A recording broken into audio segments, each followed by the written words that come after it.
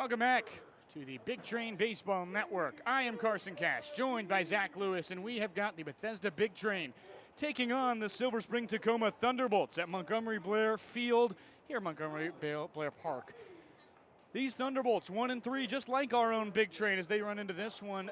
Difficult season so far for them in terms of run differential. They have given up 57 runs. Only 27 of them earned. A lot of errors here, as it's actually a little bit more than that.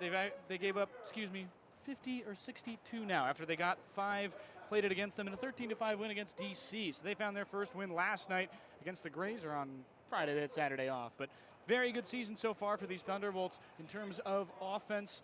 Hasn't been so great on the defensive side. We'll see if they can improve that, put that one back together. We will have to see here tonight. But Zach, my roommate's name is Jack, and I commentate with him. It's a battle of the bottom right now in the north, my friend. It is here, and the Big Train here, 2-5, as well as Silver Spring-Takoma. Sorry, 1-3. 2.5 games back. Yes, 2.5 games back there. 3-game losing streak, as we didn't finish last night's matchup. Yes. You want to talk a little bit about that? Yes, last night, only crop dusters at the home of Bethesda Big Train at Chilipovich. The game did not start until 8 o'clock due to rain delays, and then had an interesting situation where the lights went out in the top of the 7th inning, and the game actually had to be called suspended because it couldn't be called done due to weather or park issues because we had not played enough of the game yet. So that game will have to be resumed at that current score, which was 6-5, the Big Train leading. The crop dusters not happy as they were in the middle of kind of sparking a comeback in that game and weren't able to have the chance to come back and win it like they were hoping to live there. So an interesting situation last night to bounce back from, obviously another late game at the park for the Big Train. But an important game here in the standings for this division of the Cal Ripken Senior League. Yeah, and we talk about, it's a earlier game today at 6. You're running into a team now that you've already beat this season, and you had a pretty big comeback versus them. Down 8-2 at a certain point, this Thunderbolt squad will be hunting for some sort of redemption and revenge against these Big Train, who have honestly been humiliated out there on the field, unfortunately, with runners in scoring positions since that game. But that game was a big marker for them. 3 losses in a row after 11 straight to only. Pitching staff a little bit put back together on the mound tonight will be the likes of Dolby. He's out of Louisiana Tech, currently in the transfer portal. Dolby will be wearing number 39 as he usually has. Out of Louisiana Tech last year, had 5 games, no starts, 7 innings pitched, and Bryce Dolby was pretty good with a 9 ERA. Pretty much difficult, gave up 3 runs earned, 8 unearned, so errors as well there. So very difficult, though, for him against Olney in that start. He only gave up 2 runs, but it was kind of related to where his sinker was placed. Yeah, and he has a great sinker that can get some really great power on it. The problem is that sinker just consistently finds its way in the middle of the zone, making it pretty easy for batters to hit, and hit with a lot of velocity with that ball coming in as fast as it does. It is a big league sinker, though, in total fairness. 95 miles per hour it peaked against Olney on Wednesday.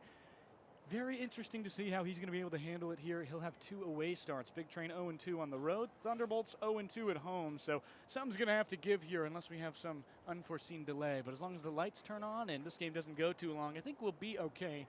Thunderbolts have already ended a game earlier this season due to curfew. It was a pretty tough game for them. It was the one they were losing 20-8 to Gaithersburg.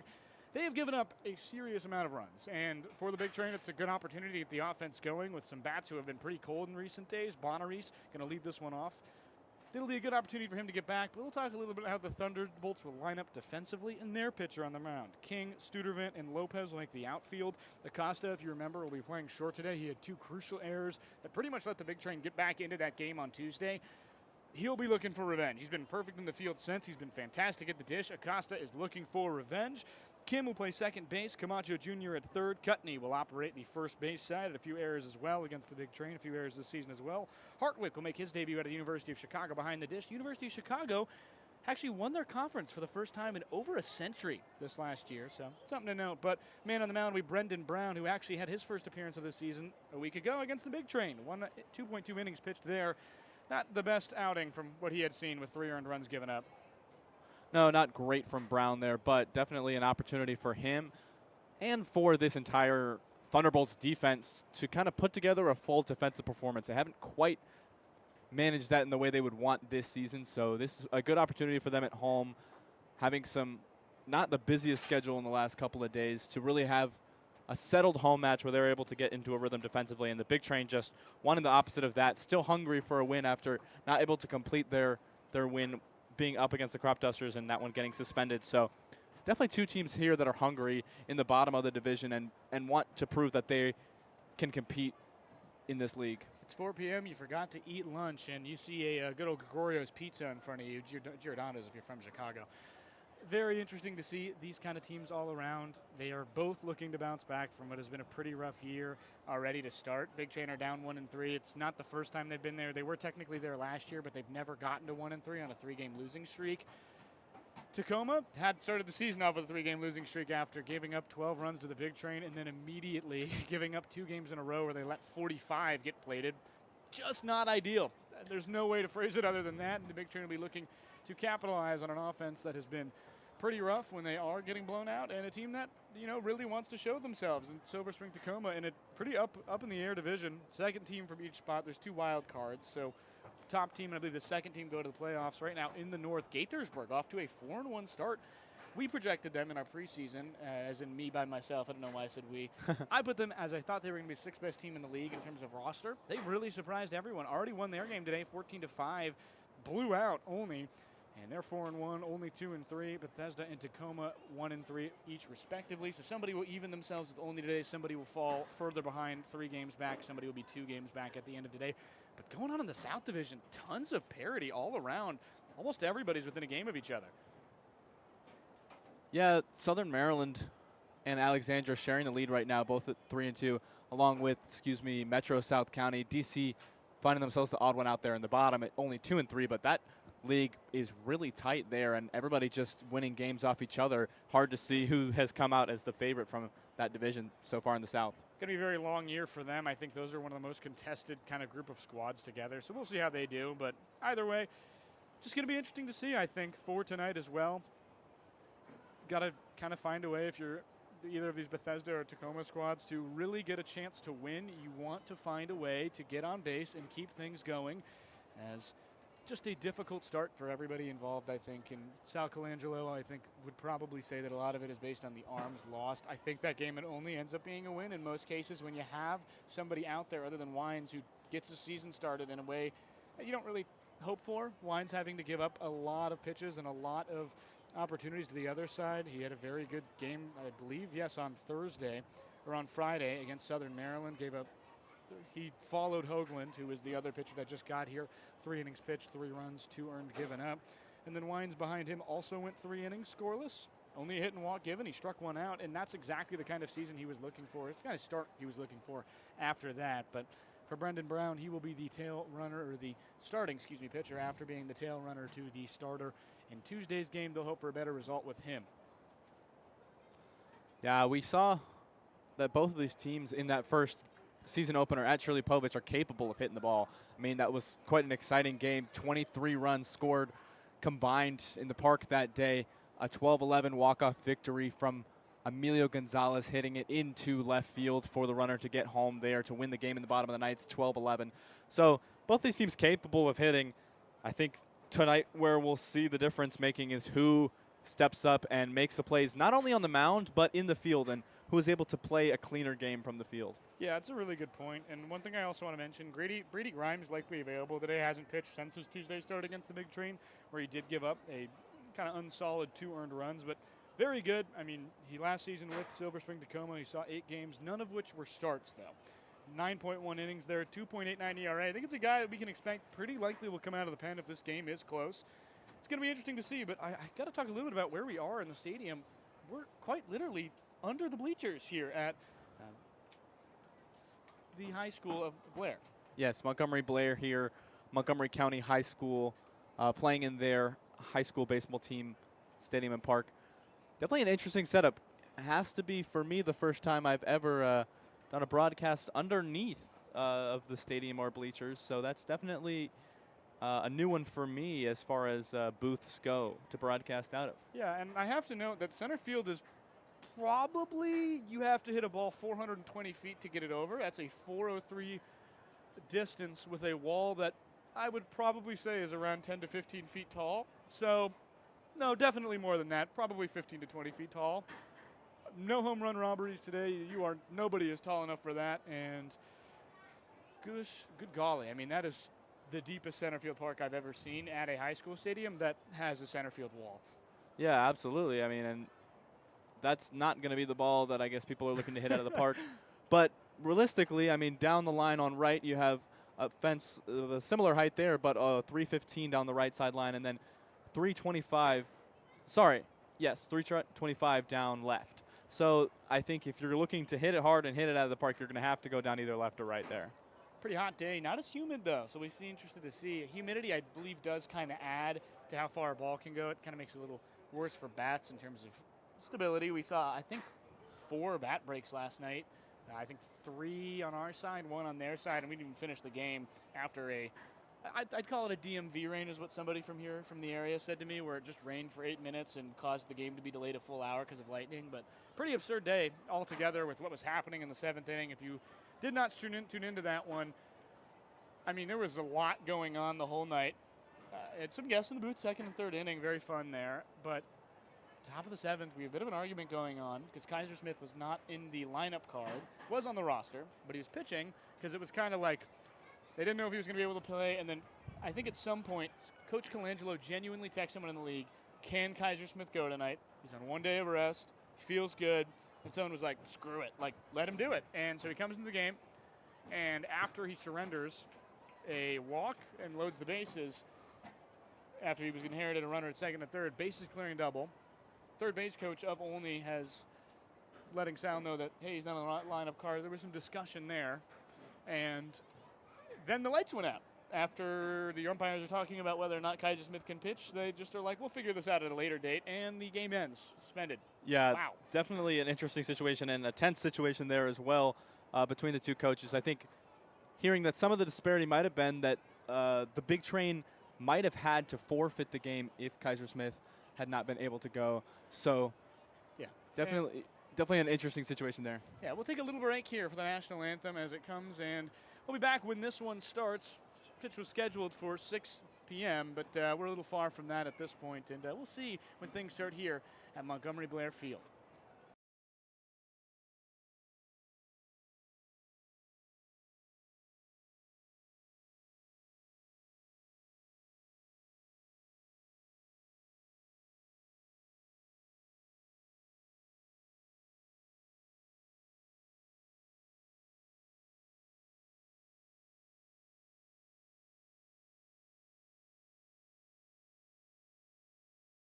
Welcome back very briefly. Just a little update. 6:20, the scheduled first pitch today, as some delays have caused us to move back 20 minutes.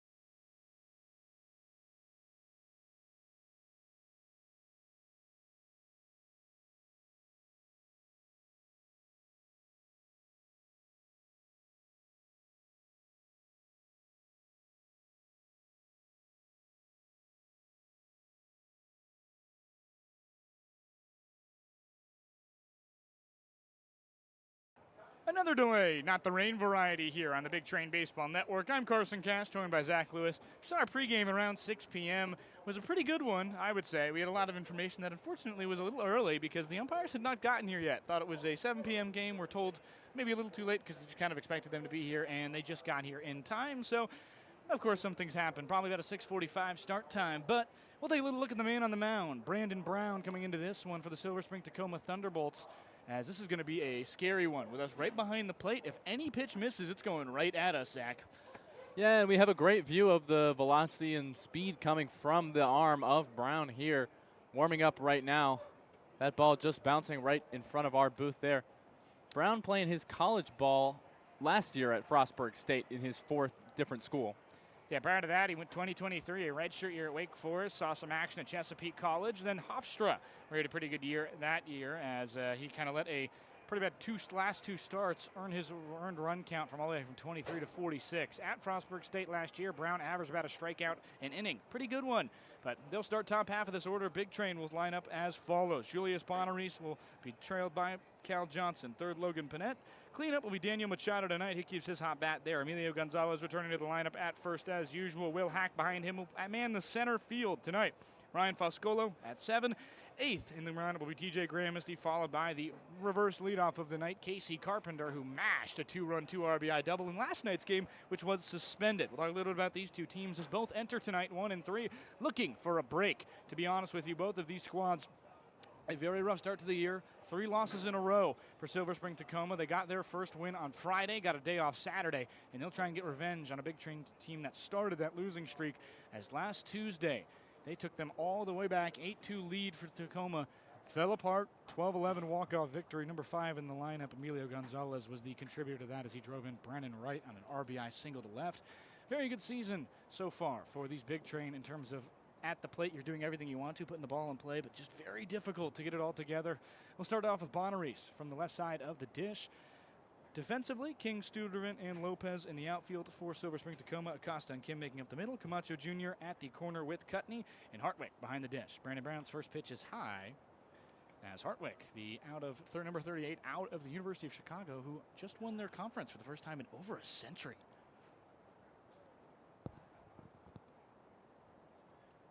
Big thank you to everybody involved in making tonight's game happen. We're under the bleachers tonight, so pretty fun. You'll hear some stepping. That one outside. We got a lot better view of the strike zone tonight, huh?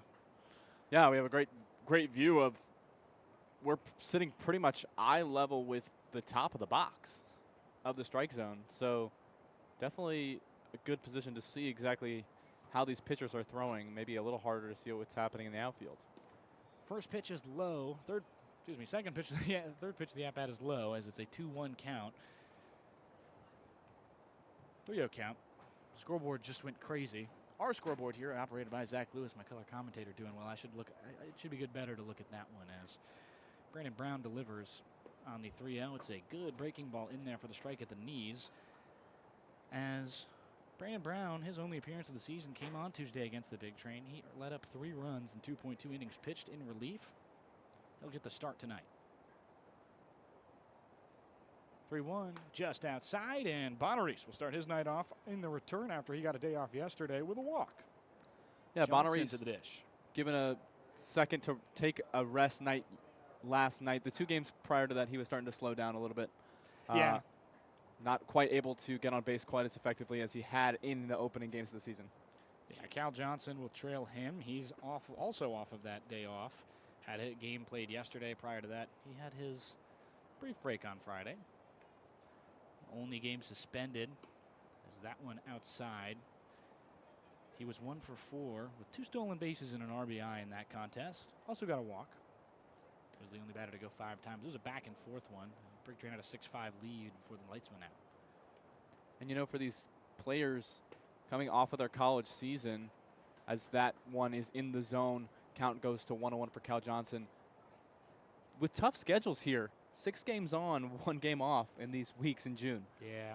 Silver Spring maybe a bit of an advantage with their extra day off. They'll also have tomorrow off, so they'll have their arms recuperated as Brendan Brown for the back to first. Curious about the uniforms tonight. Silver Spring-Takoma in their white homes. They've got red and blue accents. Blue the primary accent on the shoulders and sleeves. Red the accent I blew the accent on the numbers for bright red numbers as Brown delivers.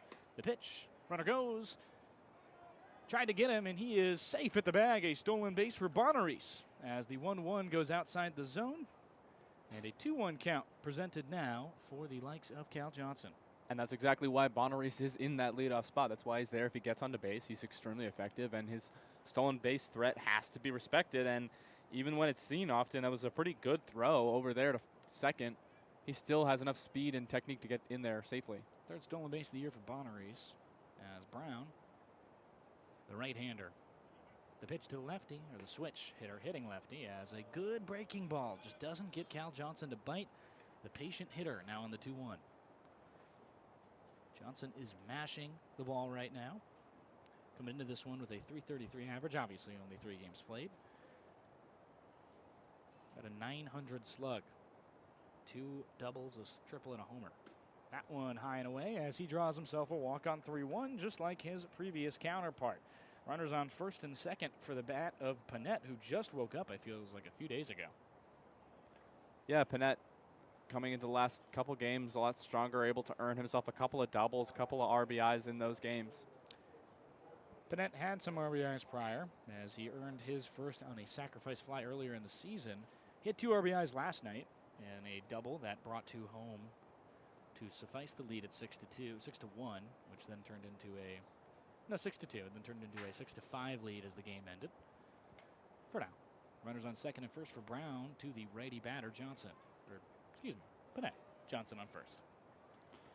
Cool perspective here as well for especially the pitching. Able to watch the movement on the pitch. That one starting high up in the zone and ending near the bottom right-hand corner. The 0-1 now as Panette watches strike 1.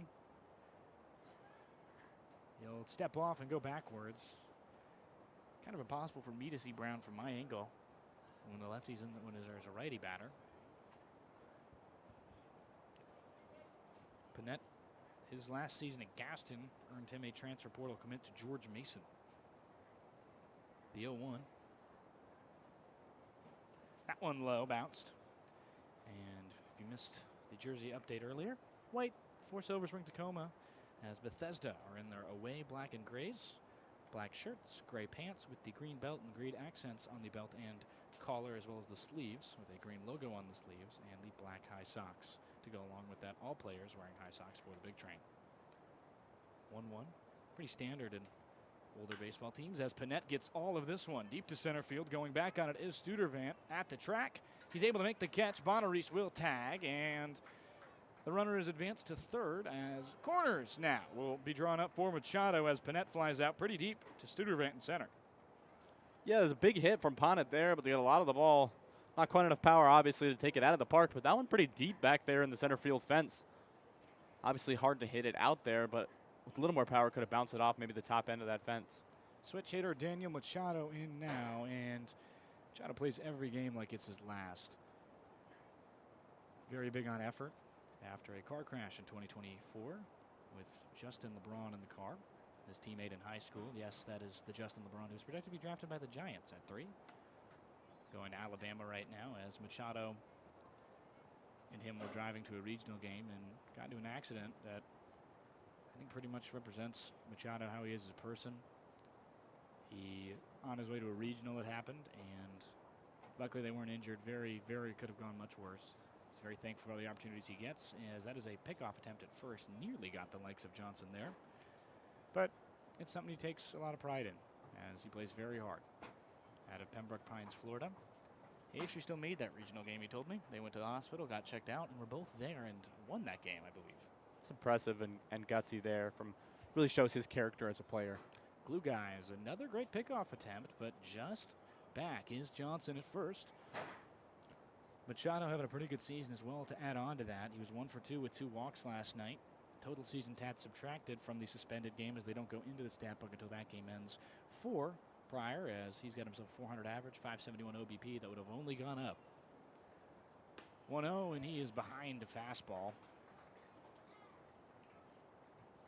Brendan Brown, knowing here that he's in somewhat precarious position, has a runner on third base, a quick runner in Julius Bonaris. So trying to escape without too much damage here. That fastball low, 2-1 to Machado. He's a switch hitter batting from the left side right now. Brendan Brown, a pretty big lefty at 6'3", out of Randallstown, Maryland. Went to Holton, and he actually got Howard County Pitcher of the Year as well as first team All-County. Typically happens if you win the best pitcher in the county award, as the throwback is wayward. A wild pitch error offense as another run conceded by this Silver Spring-Takoma squad. It'll let Cal Johnson get all the way over to third base. This is a very big foul territory, and reminiscent of the Oakland Coliseum there. Throw away, gets 2 bags off of that one, and the runner comes home. Cal Johnson makes his way to third and replaces the likes of Bonaris, who just scored. Well, that's not what you want to see if you're the Thunderbolts. But for the big train, they will absolutely take some unearned runs here, as the last couple of games they've struggled to get too hot with their bats. Done a good job, but definitely want to be more effective with runners in scoring position. Already an error in this one. As curious to see why Brent Brown is starting. Be interested to see who is up next, as it actually looks like Brady Grimes, or another 40 number. We don't have binoculars because I left my birding binoculars at home. 3-1 though, the count to Machado, trying to get another 4-1 count walk, as that's a strike. Caught that front portion of the plate just on the inside, dove out from the 3D portion of the strike zone and the backside, and Machado holds. The lefty swing here, he does not decide to try and pull that one down the line.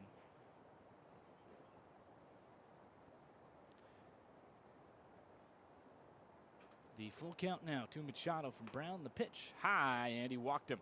Third walk administered this inning. He's yet to give up a single hit, but 3 free passes as it'll bring up the big bat of Emilio Gonzalez. He stands at 6'3", 235. The second kind of big bat in this lineup following Machado as it's been this year. He will bat 5th tonight, and he's got a lot of power you must be wary about. Silver Spring-Takoma already knows that, and they'll have a quick mound visit. How do you think Brown will try and pitch to Gonzalez here, who is a very good fastball hitter last year, but has kind of struggled with it this year, and definitely a pull guy? Yeah, I mean, I think Brown knows he has to kind of tiptoe around the outskirts of the zone here, because he knows if he puts one through the middle, Gonzalez is going to take a swing at it and has the potential to send it all the way out over the park. I mean, the Thunderbolts have already seen what Gonzalez can do. I mean, walked off the winner in the season opener at Shirley Povich. Sun setting here at Blair Montgomery High School Field. Montgomery Blair, I believe, is actually technically known as. Home of the Blazers, left field. Pretty ironic, the Blazers field is right next to a fire station that, during a batting practice incident, we'll talk a little bit about that later. That's definitely for a later inning, I believe. But a lot of stories here of this park that get around. Trees line the rest of the outfield. It's 315 to right with about a 12-foot wall all around the field, 325 and left, and 403 to dead center. One of the more deep center fields I've seen at the high school level. Lefty bat of Gonzalez will stand in after the mound visit ends.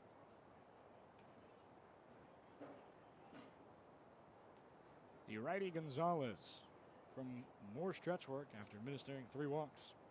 The pitch just inside, or just outside, as the runner will go pretty uncontested. Machado's got himself a stolen base on the day as well.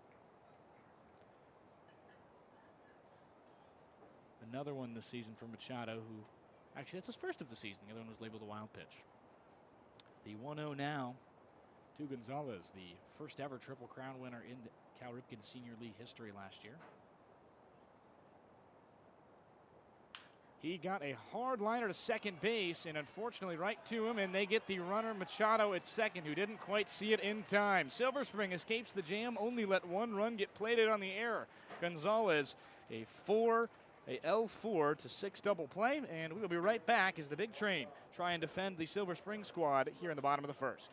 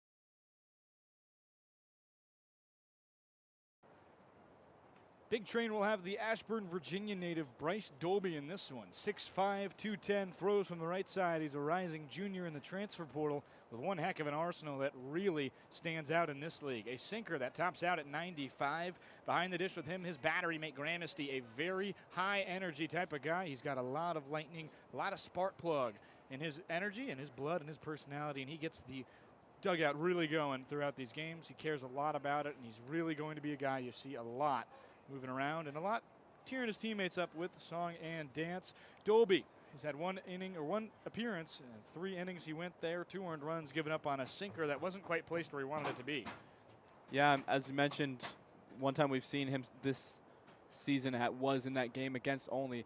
A strong performance there, able to get 2 strikeouts in his 3 innings.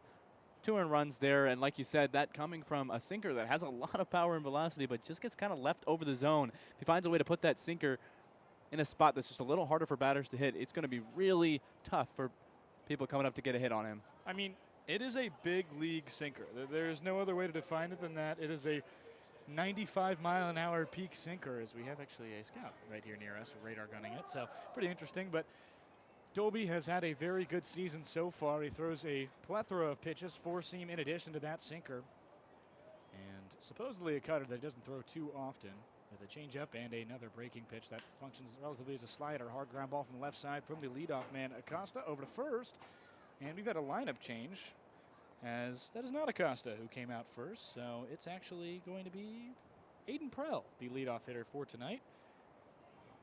Perel grounds out there. Late minute lineup switch up because of potentially delay with the umpires, but Big Train able to get their first out there with a soft ground ball clicked by the shortstop. Johnson flipped over to Gonzalez over at first. Got to bring up the likes of Caleb Studervant. He's out of Millersville, has had a pretty hot bat so far this season. He's got a handlebar mustache for the folks at home, as this is a radio broadcast. Got to always appreciate pretty legendary facial hair from the guy. Second pitch immediately to the shortstop again, and caught by Cal Johnson on the line. They have got the memo to swing early against Dolby, who tends to go fastball first. And again, it's towards the middle of the zone. He smashes it just again to that shortstop. Johnson's a great fielder, and he gets it there. 2 pitches, 2 swings, and 2 outs for the Big Train. So what you're looking for if you're Dolby, obviously you don't want to give up hard contact, but you're looking for efficiency, and you'll take 2 outs on 2 pitches any way it comes. He's got to find a way to keep these sinkers and fastballs out of the zone as much as they are in the zone. Maybe a little bit less in heat zones and down Broadway. It's a good off speed. Just nails that outside corner of the zone. This is the batter, Gabriel Pagues.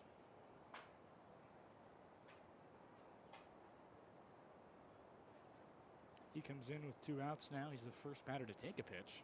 Still a strike. As Dolby the pitch.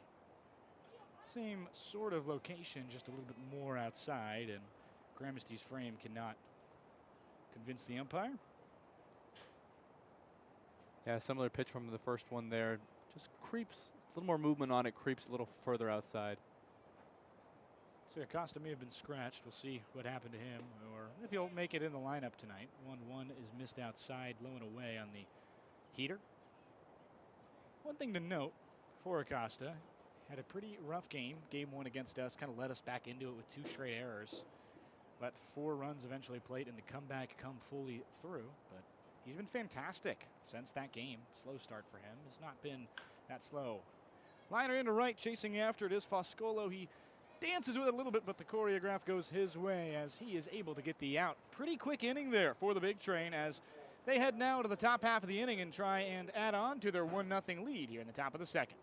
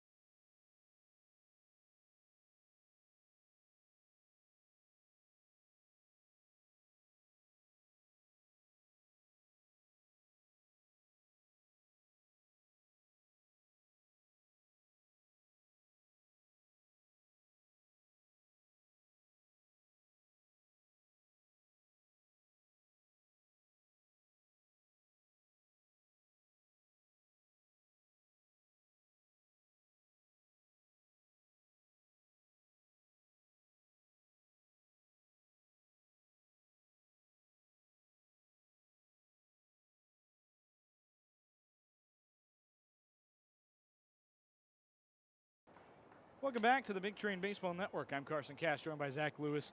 Tonight we are on radio for the away game here at Silver Spring-Takoma. Having a pretty good night here at Montgomery Blair Park. On the mound now, after Brendan Brown gives up a run in the first three walks, does get a double play to get out of it. It's Will Heisey out of Stevenson, number 46. He'll be the 6'3" righty to deal next to this lower half of the Big Train lineup. Heisey out of Damascus High School here in Montgomery County, may have played some high school games against Blair High School on this field already, might be familiar with this park as well. Had a pretty good 2026 with Stevenson, 10 games played there, 35.2 innings pitched, so a good amount of traffic for him and 40 strikeouts there with a 6.31 ERA, so good start for him. It'll drop the second.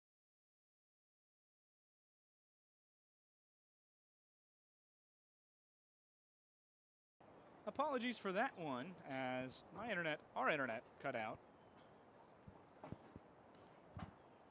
There's a runner on first after the error, and the runner on second was extinguished eventually, but no double play. So fielder's choice for TJ Gramisty, who reaches after Ryan Foscolo is caught after his single.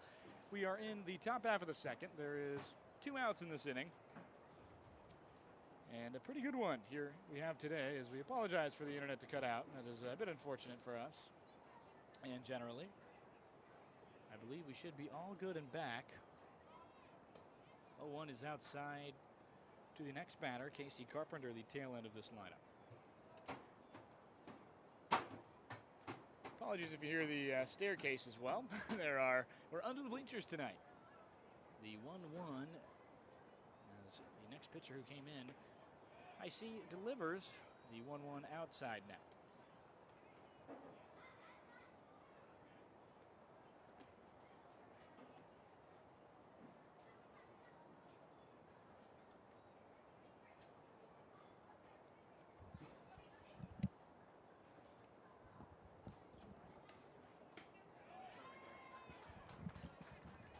That one in there on the 2-1, 2-2 now, as apologies for our, again, brief disconnection. Internet is one heck of a fun thing to try and keep up on the road. It worked, yes, last time pretty well out. We're in the top of the second. We've got 2 outs in this game. Here comes the 2-2, just outside. Runner goes to second. Gramisty has himself a stolen base on the wild pitch. Count runs full. We'll go payoff here to Casey Carpenter. As unsure when it went out, but Will Heisey on the mound. Will Heisey, Millersville University formerly, now in Stevenson. Actually rescinded his commitment from Millersville and then went to Stevenson. Had a first-year season there. Started all 10 games he had. Pretty good ERA of 6.3, especially with how many innings he pitched as a freshman. He catches Carpenter looking. Down go the Big Train in 4 batters as they go back to the top half of the third after stranding a runner. They will see and try and defend their 1-0 lead against the hometown Thunderbolts.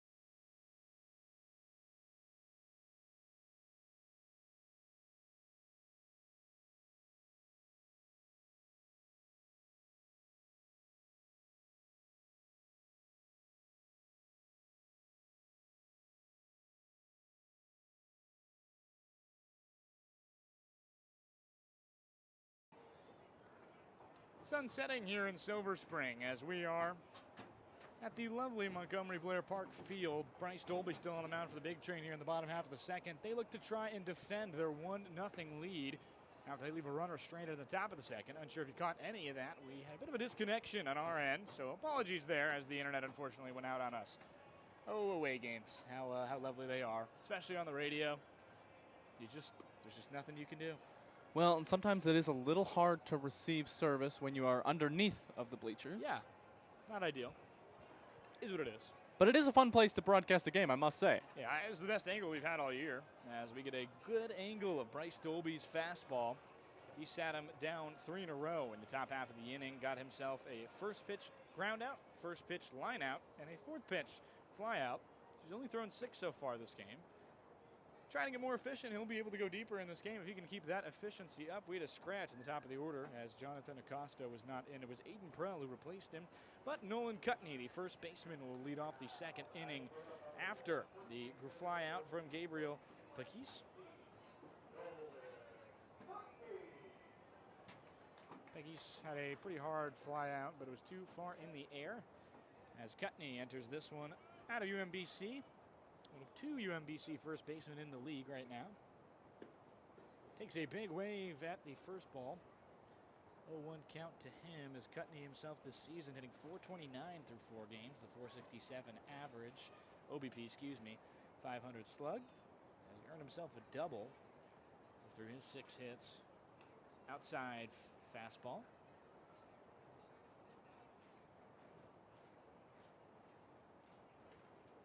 It'll go 0-1 as they'll try and distribute now. Dolby does not like that ball. We've got another game ball here as Gramisty chats with Cutney. Notice that Cutney's smiling, which makes sense. TJ Gramisty does the same for his own squad. Very big spark plug. Pretty aptly kind of energy guy who is the battery mate tonight of every pitcher for the Big Train. The battery tonight is Dolby and Gramisty. It was the same the last time they came out. Gramisty having a couple games break, having Parker Corbin step in for them. And Corbin doing a great job. Really great at blocking those pitches, getting in front of them, keeping the runners in front of him. Gramisty a bit quicker, earned his first stolen base in the top of the second earlier. He was the runner that was stranded. Big Train have a bit of a problem in doing that recently. Already 3 tonight in just 2 innings, but a lot of it is sometimes the inning does have to end, and it always is about how many runs you played in the process. They're up 1-0 on an error from the pitcher as strike 3. The slider nowhere close to Cutney's bat fooled him mightily. And the first strikeout of the game for Dolby. So he start this one out, extinguishing the first 4 batters in a row. Yeah, and an interesting problem this season so far for the Big Train as they are leading the league in least amount of strikeouts. So they strike out the least amount out of anyone in this entire league. At the plate. At the plate. For clarity. But their effective hits is still near the bottom as well. So they're making contact with the ball often, but not able to get it down very often. Yeah, and on the pitching side of things, they certainly are trying their best. Big Train have had a bit of an issue with a lack of arms. In terms of ERA, I believe they are still last. No, only 3rd to last now. 3 teams in the 8 range of their earned run average. Silver Spring and DC behind the Big Train. As now 0-2, the second pitch to Trent Lopez, the big red Cornell player. That ball was whipped into the zone there by Dolby, definitely showing off a little bit more of his velocity in this at bat. He's got some oomph. The 0-2 in the air to right after it is Foscolo. He will get it right on the foul line. A well play by him, and the Big Train have another out here too, as it's been pretty quick so far as Trent Lopez flies out. Now 5 straight batters sat down by Dolby.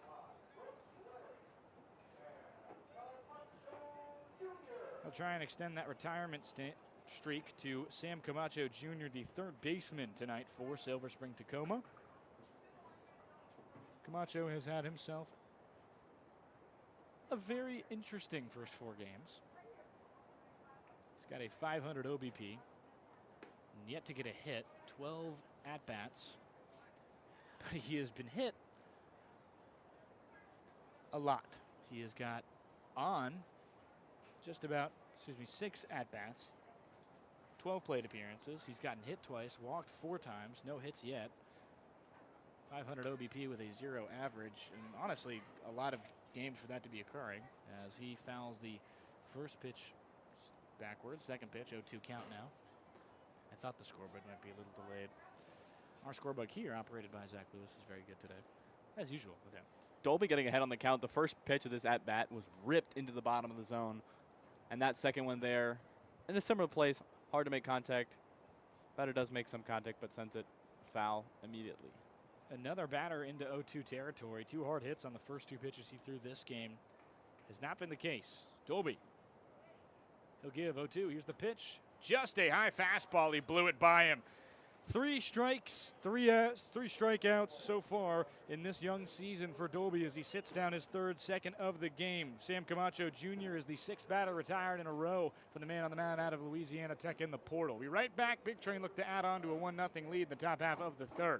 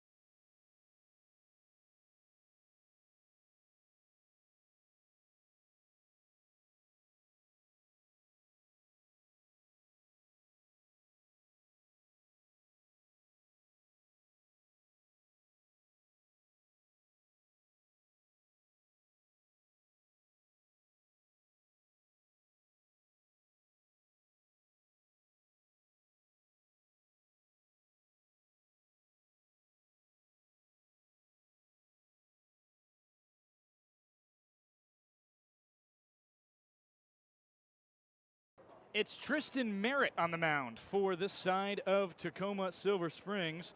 Tristan Merritt, a pitcher who just got here today. He is a class of 2026 right-hand pitcher and outfielder out of Merritt Parkside High School in Maryland. He will distribute with an 89 maximum fastball. Committed to Frostburg State. He will play his college next year's season as he's out of the DCP 2026 national travel team, if you're unaware with that squad. Pretty high in the Perfect Game national rankings, but he will come out of relief for the man before him. He likes of Will Heisey.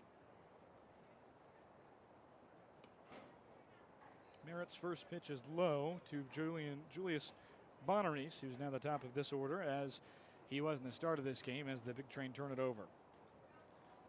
Thunderbolts rotating through pitchers quickly here. 1 pitcher for every inning played so far. That one just on the outside portion of the plate, a good pitch. Thunderbolts trying to find someone who can do exactly what Tristan did on that last pitch. Sky backwards. As that one gets into the outfield, left field. There's Bonaris in there for a solid double piece of hitting. Solid stand-up double for Bonaris there. Went pretty deep into the center field on the left side line. Gets over the shortstop's head pretty easily there, and read the ball really well there and able to send it flying there. Great stand-up double for Bonaris. Pitch prior fouled back, and I was calling that as the next one came in afterwards. Bonaris has got himself on base twice tonight. 2 bags in this one, ended up scoring the first one. So that'll bring up Cal Johnson, who also walked and was stranded at third base in the first inning. Top of the third and immediate traffic for the young 18-year-old Merritt. Missed it because I was looking at Merritt. He got here today, and he's not on their roster on the online portion, so something that I was not ready for. I think Coach Sal and pitching coach Craig Lopez would both tell you to be adaptable and work with the situations you've got. Yeah, not ideal for me there as I bobble it. Just outside again, the 0-1 turns to 1-1. Struggling with that breaking ball, as I say again, because of where it's been placed. What I was mentioning right before Bonaris' hit there deep into center was Thunderbolts looking for a pitcher who can kind of find that outside strike zone spot. Not been able to find it so far tonight, as that ball is just a little bit outside. Sends the count to 2-1.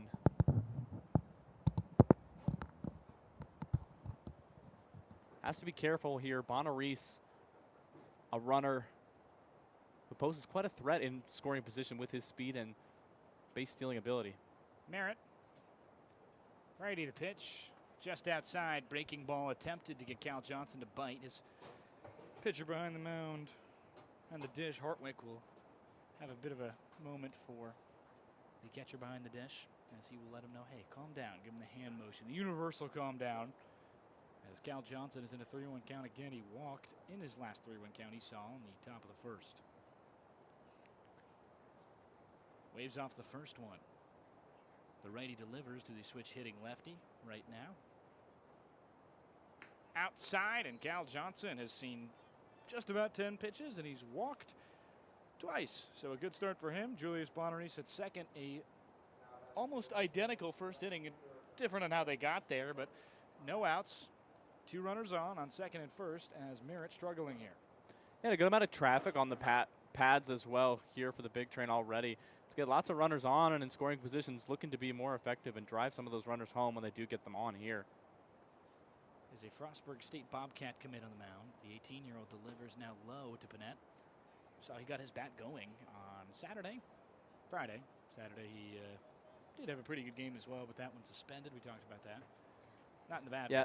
None of the stats from that game final yet, as final couple innings still need to be played before a final score is decided there. In there, as it's actually just above the zone, Bonaris steals. Cal Johnson stays, and he's got a second stolen base of the night after the double. Good piece of hitting for Bonaris, and then a good piece of base running. He's got himself on third. It's Panett in a 1-0 count. Has got nothing to do a 2-0 count now, as he's got nothing now pressure-wise too much on him, as he knows he's a very good hitter. He's just got to get a ball in the air. And Bonaris very quick there off the bat, and a textbook head-first slide there gets him in easily to third base. Hitters count 2-0 to the power-hitting righty. The pitch just inside. He takes for a ball. 3-0 the count now. Merritt in a little bit of trouble here, struggling to find the zone, especially with that breaking ball. Righty, that's 6-2. He's got a lot of power in his frame. His fastball not too far over 89, though. The 3-0 now, as he will try not to walk Panett inside. Fastball doesn't break the zone, and he's got bases loaded, nobody out. It'll bring up Machado, who has had one heck of a season so far, looking to add on to that one at the worst situation you can be in a reliever. I mean, Machado here handed a golden opportunity to just swing and swing hard. No outs so far. So anything that he can connect with here is most likely a run here scored for the big train. Corners are in. They will commit to at least part of the team, as they want to have double play depth for the middle infield. There's at least the shortstop at double play depth. Machado just needs to hit one on the ground here pretty much that doesn't go directly to third or first, and he has got himself an RBI, or at least a double play that scores a run. You are not credited with the RBI if you hit into a double play. A strike there. A good sight to see for Merritt, who did not hit the zone in his last at-bat. 0-1, Machado waves out a breaking ball, and he'll fall to 0-2 now. The Florida Atlantic Owl out of Pembroke Pines, Florida. His father says being Venezuelan, though, in his blood. 0-2 now. Machado trying to keep his at-bat alive and capitalize with Merritt surrounded. The pitch, high breaking ball. It's just outside as it's a bit of an off-speed. Looked like a changeup or splitter. Certainly broke front door.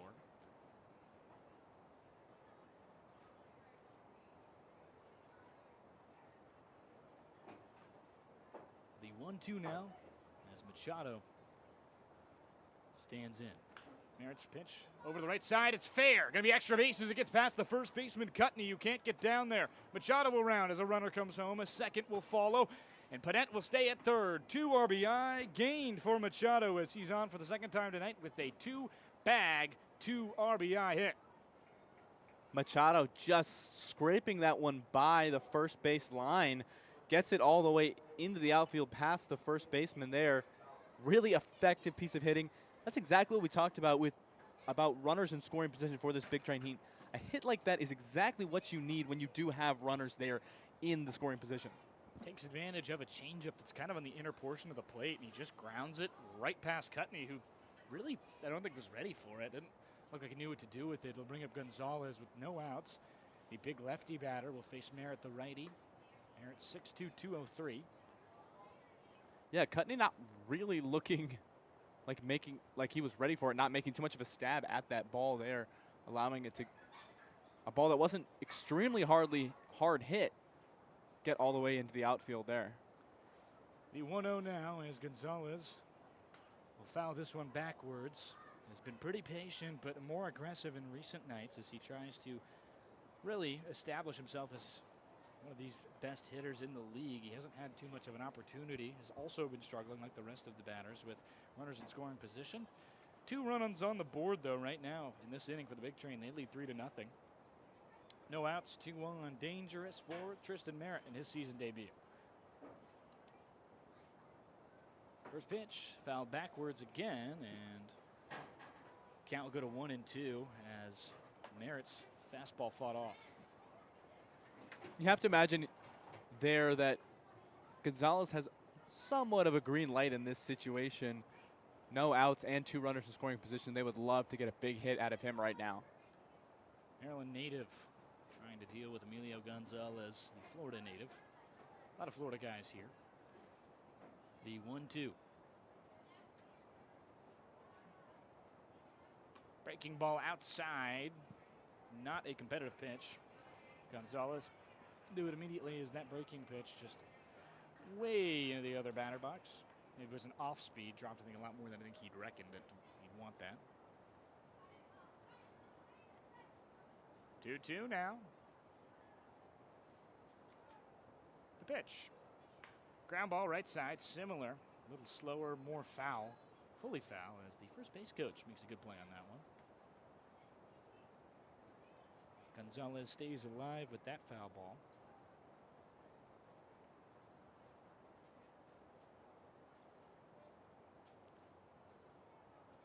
A very nice night for Silver Spring-Takoma in Silver Spring-Takoma as Gonzalez fouls this one back towards us. It'll be the second time tonight we will see them for the next 2 weeks out of 4. We'll have one more home appearance against them. That will be on the 14th. We will come back here in only a few days on the 1st, or the 11th, excuse me. First was 6 days ago. 1-1 now. 2-2 is lined in the air to right as the center fielder can't catch it at all. He has no idea where this one is. It's off the wall. He gets it on the rebound, collecting as one runner gets home. A second will follow. Machado uncontested, a double off the base of the wall. The center fielder, Studervant, couldn't see it at all. Runners cleared and the bases are empty, other than Gonzalez, who's made his way to second on the 2-run double. Yeah, and you have to wonder, maybe the sun got in the center fielder's eyes there a little bit. An awkward position as it's setting right now in Blair Park. Like I said, Gonzalez kind of getting the green light to swing big, and that's exactly what he did. I made an impactful play there. A big hit that bounces off that backside fence in center field. Gonzalez able to be effective once again for the big train here with runners in scoring position. Not feeling any sort of pressure there, just willing to let a big one rip there. Nice stand-up double with 2 RBI for Gonzalez. Kind of jumps off the wall there as it caroms to the left, and I mean, he just didn't see it at all. That was a few feet from leaving this park, dead center at 403. I mean, that's a towering fly ball, and Studervant, who's been perfect in the field so far, won't be credited with an error, but he didn't see that one at all. Yeah, if you were to pick one player who could hit it out of this park, as that ball is a little high for ball one there, it would be Emilio Gonzalez who could hit it over that center field fence. Hack standing in now. He's the next batter in this order, as you mentioned. He started the last inning off with a ground out comeback. The 1-0 now from Merritt.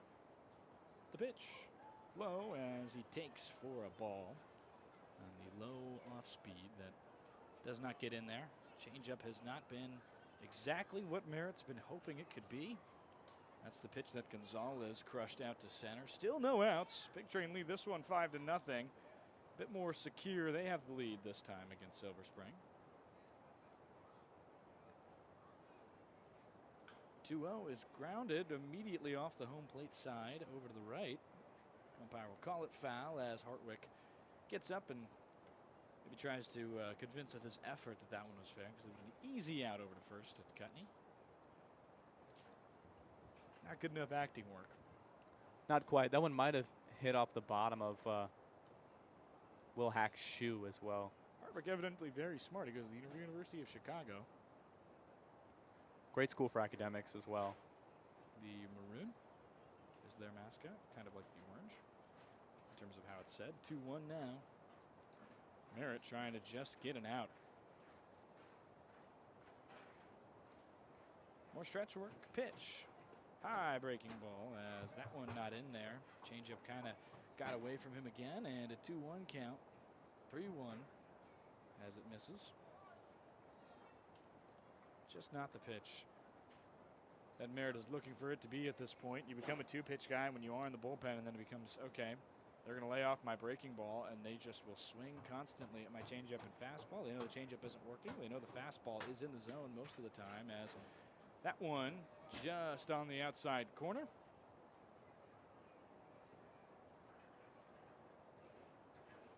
Strike Count goes 2. full. Merritt here, maybe just, unfortunately for him, a little bit of mismatch in experience. A lot of these guys having a good amount of college, D1, and summer ball experience where he doesn't quite have all of that yet. The pitch fouled back into the seats, and he'll survive on the 3-2. Hack almost went down earlier on a strikeout. Went down 0-2 as we apologize for the noise. That is the fact that we're under the bleachers here at Silver Spring-Takoma. Fantastic view, not fantastic sound. I will say that the views are a little bit better than the ambient stadium sounds that we have right now. A lot of kids walking around above us.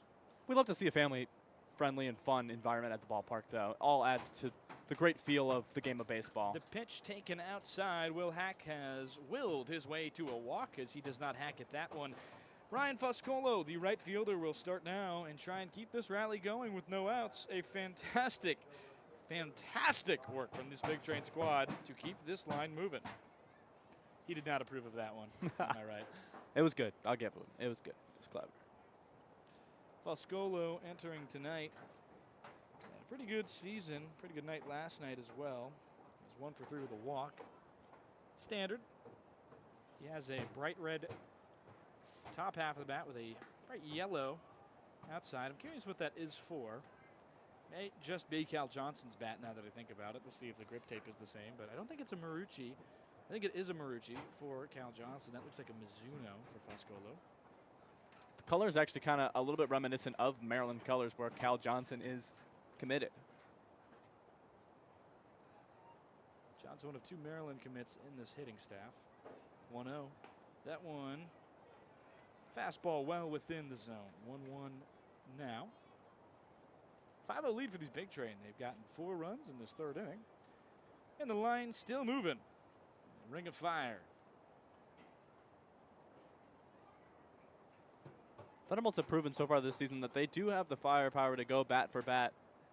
The Big Train have to be careful once they get this back, but looking to extend that lead as Foscolo takes a big swing at that one for strike two, count 1 and 2. High fastball there, and, you know, just not exactly the pitch you're looking for, but it's a high fastball. You're a hitter. You see it on a 1-1. You're like, okay, I can take this. I can't handle this. And he's just behind it after the breaking ball.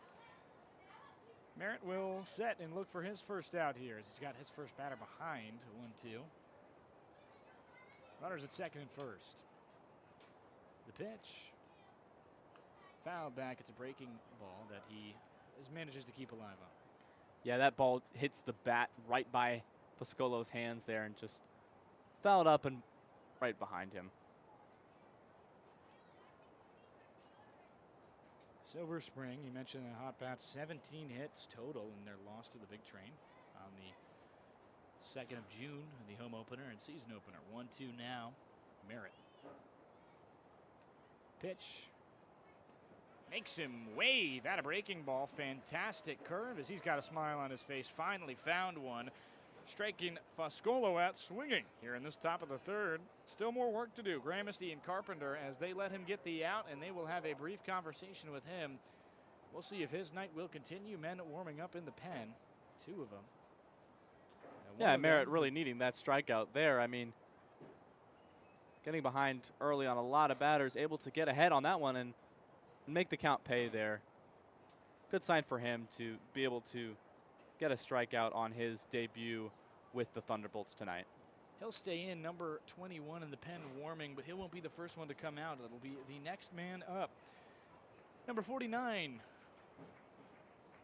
as he is also a new man today. We'll get his name in just a moment here. We'll be right back in the top half of the third, a pitcher replacement.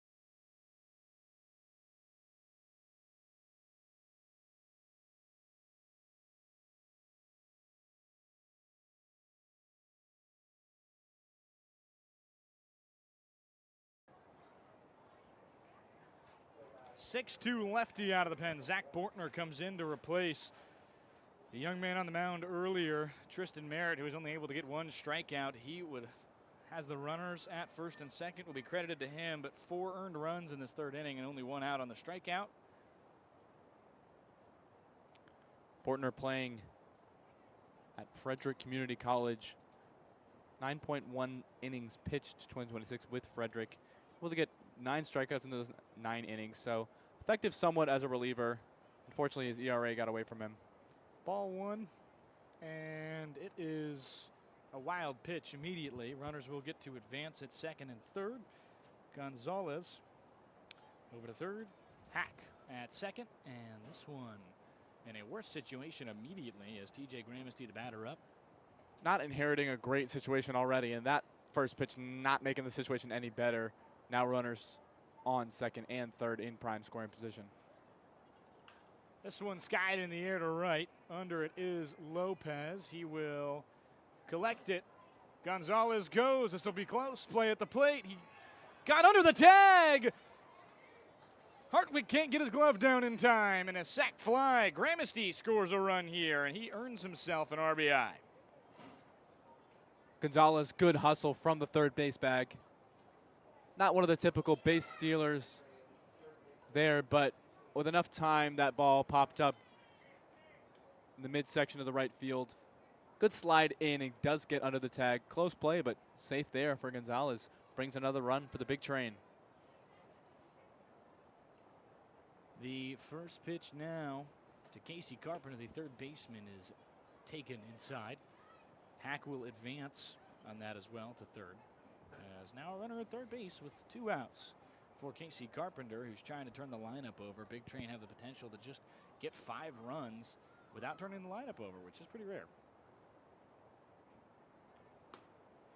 1-0 is taken now to 2-0 as Carpenter watches a fastball on the outside portion of the plate. Good pitch from him. 6-0 lead for these Big Train after the sac fly. RBI as Gonzalez just under the tag. Tough work from behind the dish as Hartwig was not able to get his glove down. Carpenter fouls this one backwards. Upset a little bit there as that was a fastball, low portion of the zone. Exactly the pitch he wanted and exactly the pitch he had a 2 RBI double on last night. Yeah, Carpenter coming in for Gonzalez, playing first base last night and doing well in his hitting as well. You mentioned able to bring in some RBIs for the Big Train. Left-hander, Bortner on the mound. Here's the pitch on the 2-1. He gets way under a breaking ball.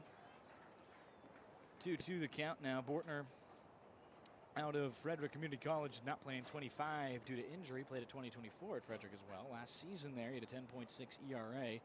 Struck out about a batter an inning in 9 innings of work in 5 appearances. 3 of them starts. 2-2 now as he tries and relieves this pen.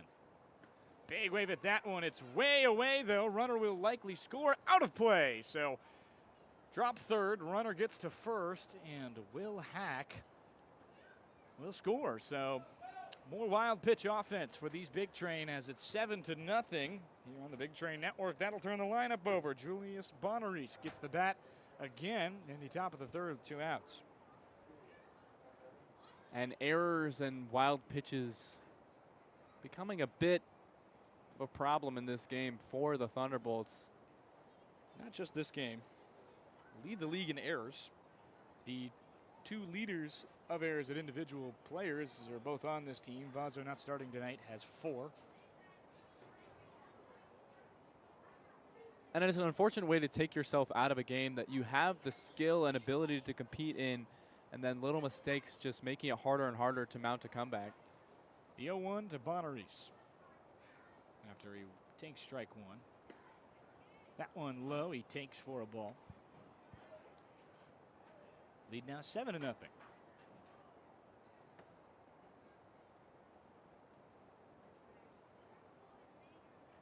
The 1-1 now as Bonaris, the lefty, facing a lefty on the mound, Botner. Left side ground ball. This one through. It'll get into the outfield. Extra bases for sure for Bonaris.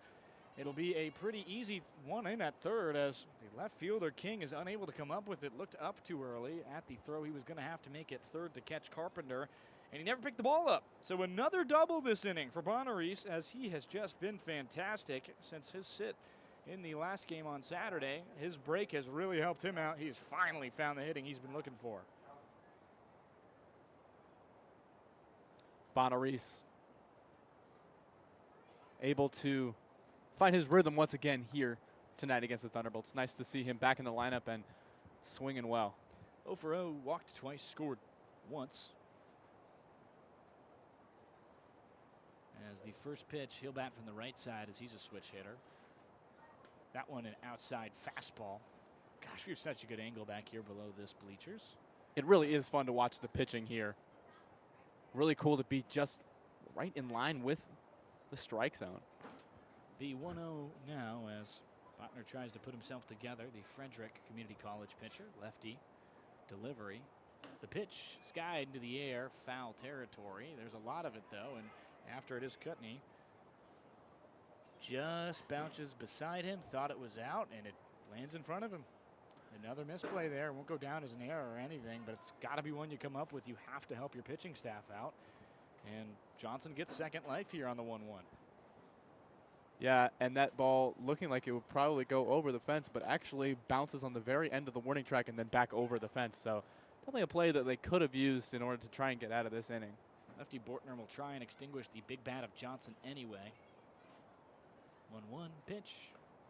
Good fastball on the lower reaches of the zone.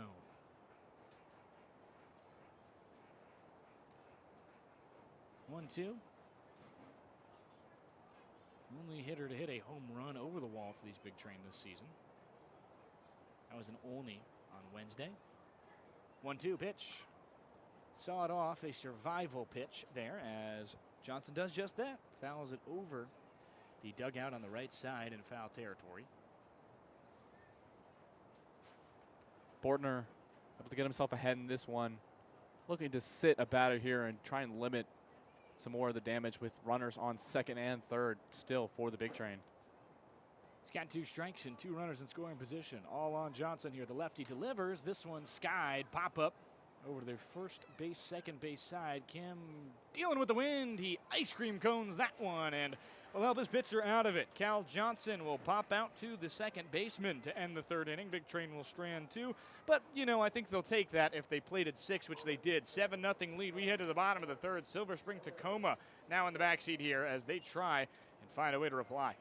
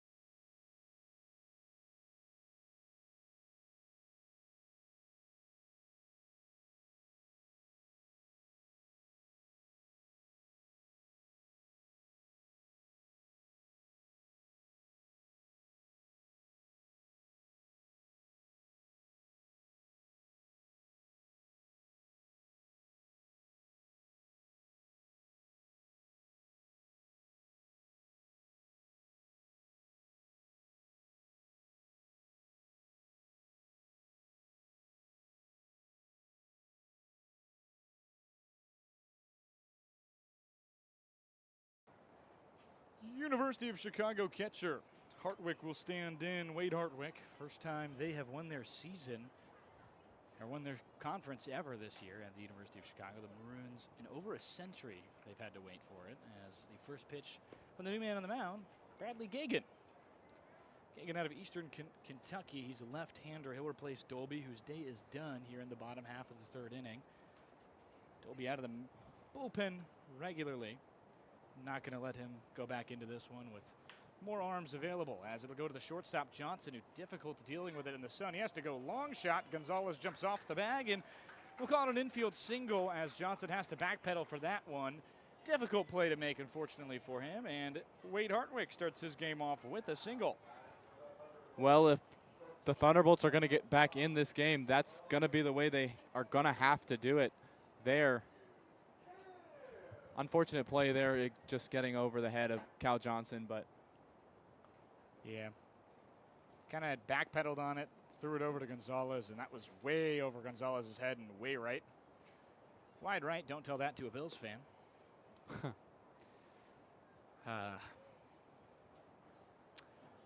Don't know if I can say that with Chicago's kicking woes, but hey, you know what? At least ours hit the crossbar. Twice, 0-1 to the next batter in the order, Matthew Kim, the second baseman for the night, as Gagan gets the pickoff over to first. Gonzalez doesn't even bother with the tag.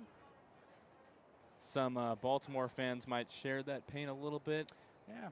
This season, Ravens pinging one off the uprights. Certainly one to lose, and the Steelers to miss the playoffs this season. That one hurt. I don't think anybody was winning the playoff game, at least. It was just to go.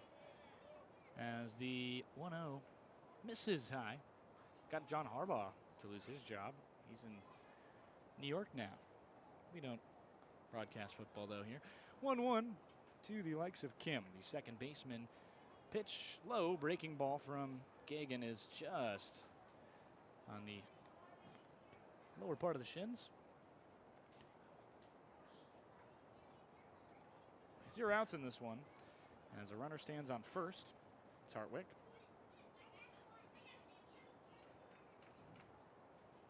Gagan distributes on the 2-1.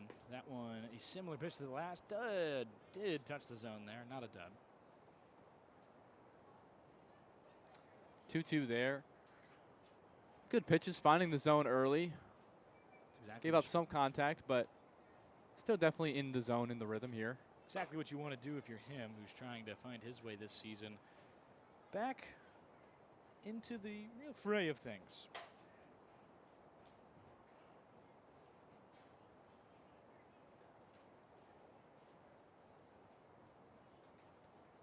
The 2-2 now. Gagan delivers. Low breaking ball again in 3-2. Last time Gagan started a game, our first start of the season, he conceded 8 runs to these Tacoma Thunderbolts. They're trying to capitalize as they see him a second time in a week. Hard to believe that a season opener was this week on Tuesday. I guess it's Sunday, so it was last week. I view it as last week. I don't know if you do. With our break game being on Mondays, our off day, it does feel like Sunday is the end of the week and not the beginning. That's a fair point. I guess I operate on the calendar system now. We have our off day on the second day of the week. 6-7 weekend. That's notable. For 0 reasons. For 0 reasons, Gagan delivery on the 3-2. Lined up the middle. A worm burner. Gets past both middle infielders as Bonaris will watch it go away. 2-1 and nobody out. 2 singles to start things off here for these Thunderbolts. Having to be careful here now. Don't want to let the Thunderbolts gain any momentum. Like I mentioned, they have struggled in their pitching and fielding so far this season, but hitting has not been their struggle. They are able and have the power and prowess from the batter's box to find their way back in this game pretty quickly if the Big Train aren't careful. Yeah, their pitching has kind of been their detriment as they've gotten to the point where they've got position players on the mound just for no purpose other than there's no reason to bring out regular pitchers at a certain point when you're down 25-1. 0-1 to the next batter, Joey King, the left fielder. He's got a 100 average on this season, only hit against the Big Train. That was the opener. 0-1 now. Gagan with traffic on first and second. Trying to make it not a full beltway loop with a runner on first as the 0-2 now. King watches a strike go by. Just further along the beltway here in Silver Spring, Maryland. Coming from Bethesda. Will complete the beltway loop somewhat over in Olney on Tuesday. Ground ball up the middle. It's technically a comebacker, but Gagan can't get it. Runner will have to go home as nobody on the middle infield is going to get there quicker than the likes of Hack, and Hack has to come in pretty slowly, was going to score anyway. T-Bolts find their first run, and how about that on a single? Runners at first and second still, but this one will come around the other way. Joey King, second hit of the year, first RBI. And Thunderbolts get one back there exactly the way they needed to.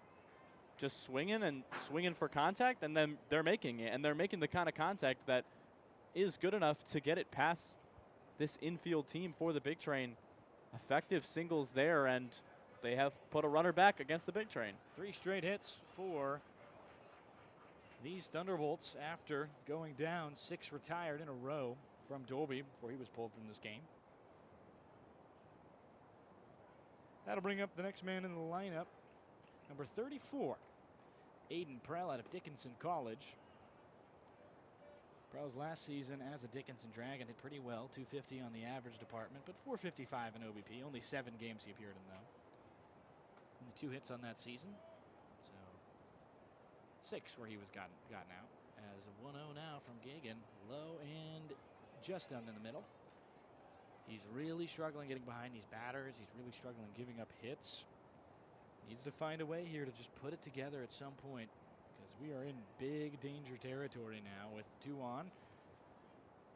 7-1 the lead, but we know from previous games this is not safe against Takoma. Foul back. And 2-0.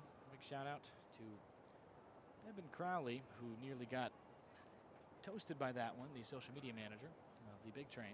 Plenty of slack in the netting right in front of us here behind home plate. Frankly, an absurd amount. 2-1. I was not expecting it to go all the way back. As Prell stands in, fly ball left field, foul into the bullpen. It'll be on it actually, into the road. Free speed bump, I guess, for the county.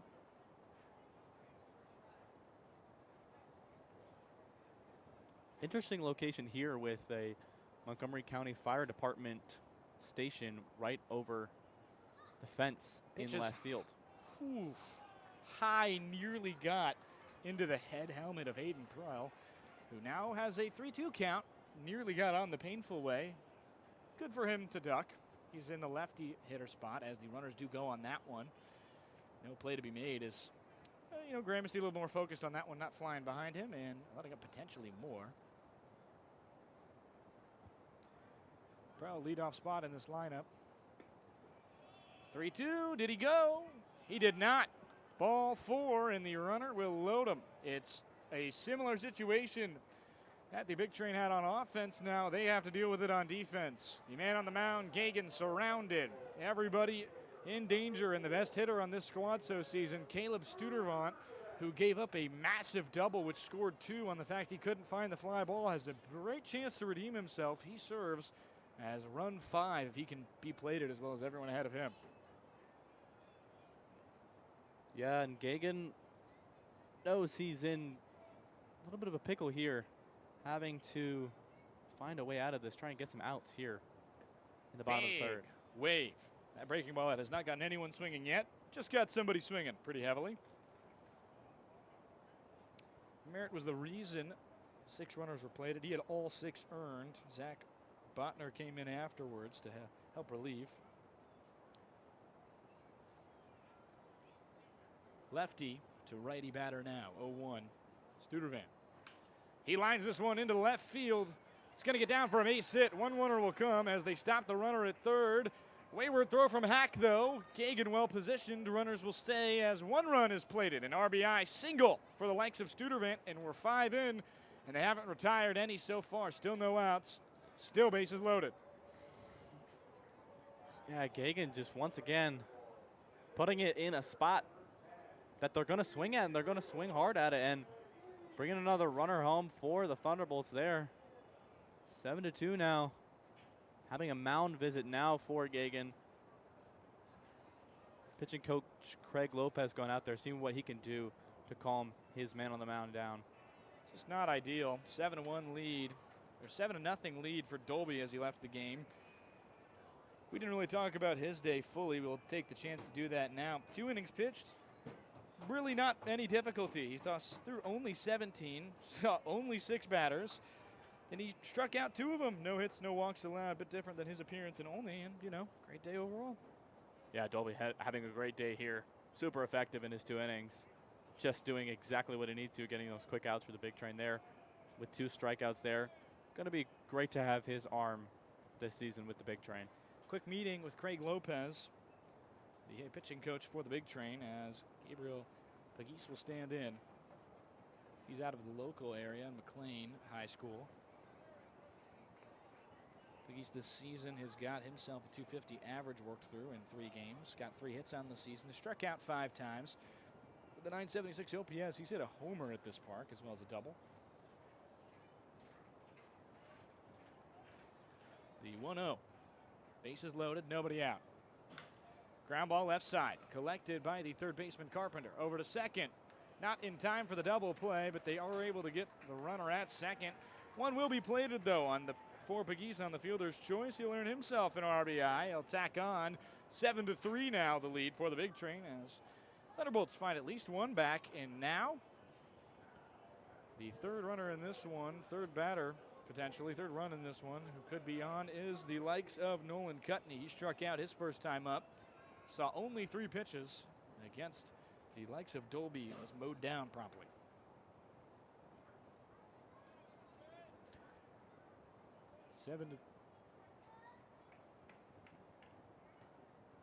That one low, a pitch from Gagan.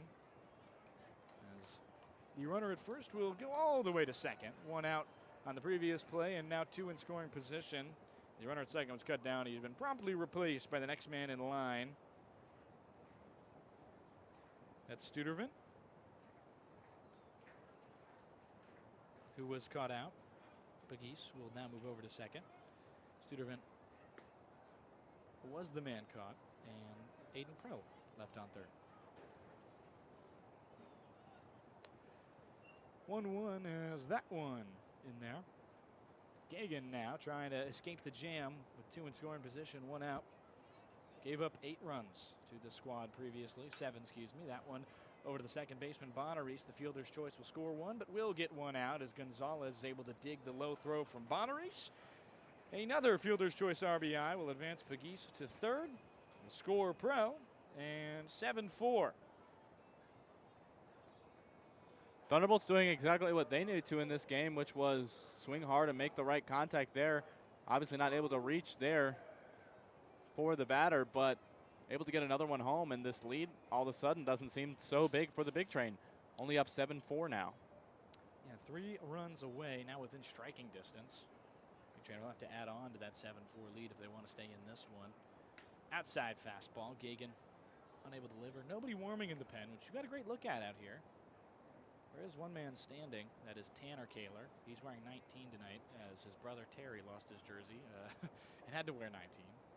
Didn't lose it, he just left it at home. They live 2 hours away, so they just went, okay, Tanner, give it up. Tanner not cleared to pitch just yet after an elbow injury. Both brothers on this team have a pitcher, and within the 2 of them that had to have not been able to pitch yet due to injury. Cleared very soon, though. 1-1 to Trent Lopez out of Cornell in Central New York. The Big Red, a lacrosse powerhouse, but he plays baseball there. The 1-1 now. Gagan, Eastern Kentucky lefty, the pitch. Hard liner over to third base, collected by Carpenter off the ground, over to first, and they got him. Big Train escaped the jam. They concede 4 runs on 4 hits.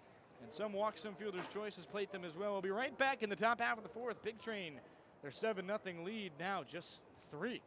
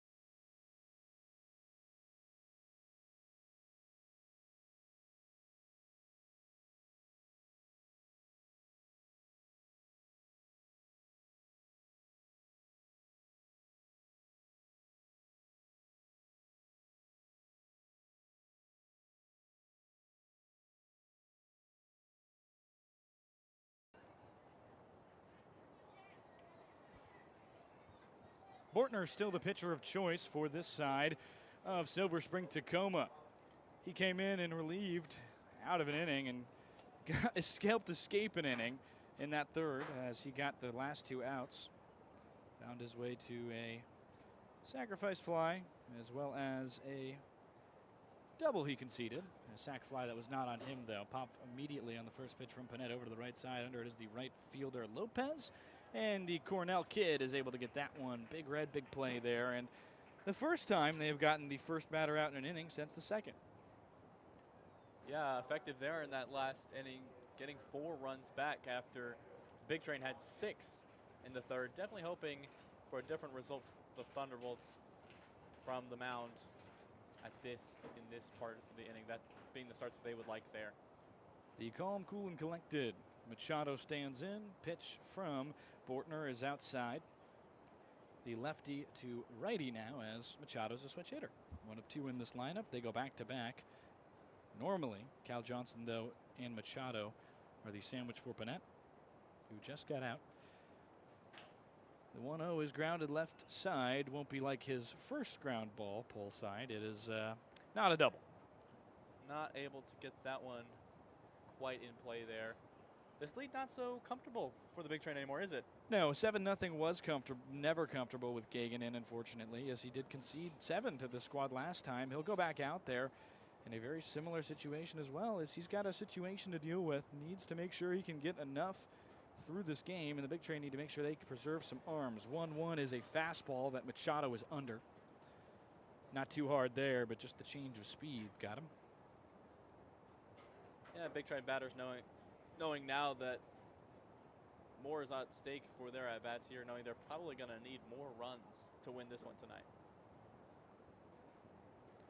The 1-2 he takes for a ball low. Good save by the Thunderbolts catcher there. That one into the dirt. Obviously no one on base right now, but keeping it clean there. Bortner arrived here today in his first appearance of the season. 1 of 3 guys to get here today. That including the current man in possession of the loss, Tristan Merritt. Well, actually, I guess it would go to the opener pitcher, who conceded a few. It was Brendan Brown. Only conceded 1 in his first inning pitched. Only pitched 1 inning. He was promptly relieved by Hasey, who was promptly relieved by Merritt. Then after, now Bortner, their 4th pitcher of this game in the 4th. They're trying to extend him out a little bit. 3-2 full count now. Machado. He stands in. Righty, the switch hitter. The pitch slugged into left. Under it is King. He's able to get there. A circus catch for the kid as he leaps up for that one. Machado cut down for the first time tonight. He was 1 for 1 before this, 1 for 2 now. Still those 2 RBIs under his belt. Same case for Gonzalez. He comes to the bat now. 1 for 2 with a double and 2 runs brought in. I think you could see Machado's eyes light up as that ball was just lofted over the plate there. Gets a good hit on it, and it has plenty of speed heading back towards the fence, but the left fielder there able to make a good play on it. First pitch is a wizardly changeup that breaks backdoor. Maybe not backdoor, didn't leave. It's too far over the middle for the likes of this squad. They try and continue to add on to that 7-4 run as this one on the ground over to the second base side. Difficult play. He gets it. Kim. They go up, 3 down for the first time tonight. Takoma, some momentum here. They score 4 in the bottom of the third after the Big Train go for 6. Big Train will try and match there. 3 up, 3 down as Gagan returns to the mound after conceding those 4 runs.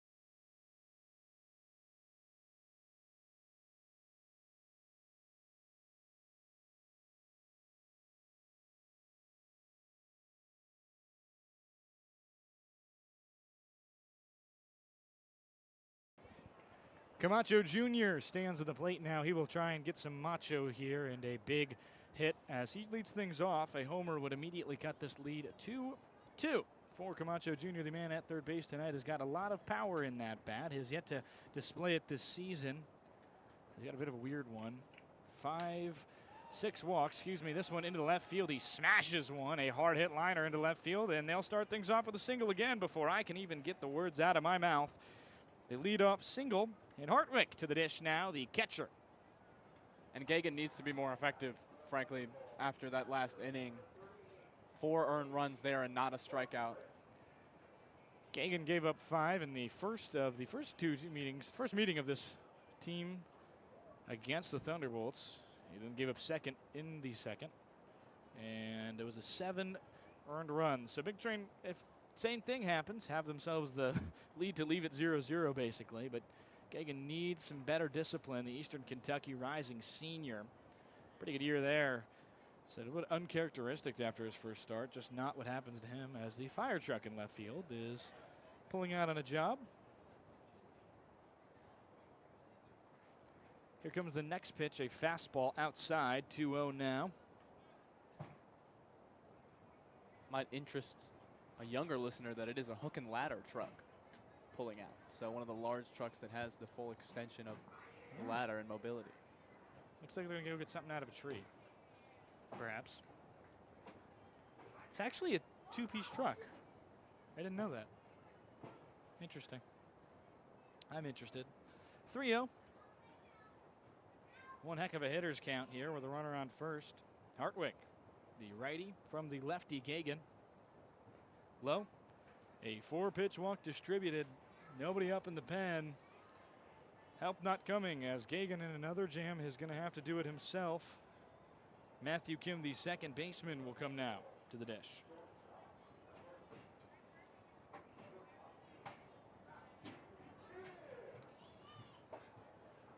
TJ Gramsty having a bit of a talk with Gagan, letting him know, hey man, you're okay, calm down, we've got our way out of this one. Gagan, a ground ball pitcher, traditionally has not found ground balls tonight. No outs. A similar issue as this started at the bottom of the third. Yeah, just not getting himself in a great situation here. Something that came to mind as we see the catcher making the calm down motion to his pitcher. Definitely okay in baseball, appropriate. Probably not okay in relationships to make that calm down gesture at someone. Would you know something about that? Don't know anything about it, Carson. Not quite the field general move that it is in baseball. 1-0 the count now, 5 straight balls from the likes of Gagan, Kim in there. Also a righty batter. Hand motion from Gramsty. They're without the headset tonight. Low? No, just in there. A little off speed that kind of gets that front portion of the plate and drops. Maybe a sinker as Gagan. Now we'll have a strike after 5 straight balls given and a free base to Kim, who is standing in there now. Will not get just yet. 1-1.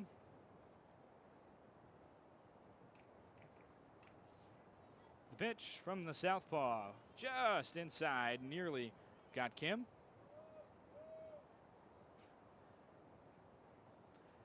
Kim not wearing batting gloves. The old school style batter. Yeah, not something you see too often on this level. The 2-1, Trent Grisham. The guy I can really think of. Austin Hayes. Inside again. That one, though, breaks just at the end. A fantastic sweeper, I'm pretty sure. That one moved a little weirdly for a sweeper, but, you know, kind of glove side as Gramsty is shaking off whatever he's calling. Partly related to there's a runner on second. They have got something going behind the dish. 2-2, fouled back towards us. As 2 water bottles are taken in the crash. 2 Awalas that fall on the ground. 2-2. A heads-up wake-up call for our photographer. Yeah. He was pretty locked in, making sure his settings were good. Gagan. The left-hander will deliver. The pitch. Caught looking. He gets Kim staring as he singled last time. Can't pull off the same as he wins the battle on the mound. The Eastern Kentucky Colonel does. Joey King, the left fielder, had his second hit of the season, and it was an RBI single earlier tonight. He'll stand in again against the same pitcher he earned that RBI single on. Yeah, and that pitch combination working out well for Gagan there. Throwing a couple balls that had good amount of movement on them, throwing the batter off in that count, and then that last one, some good movement on as well, dipping and finding the bottom corner of the zone.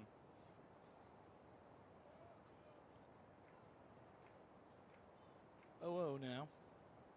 That one outside.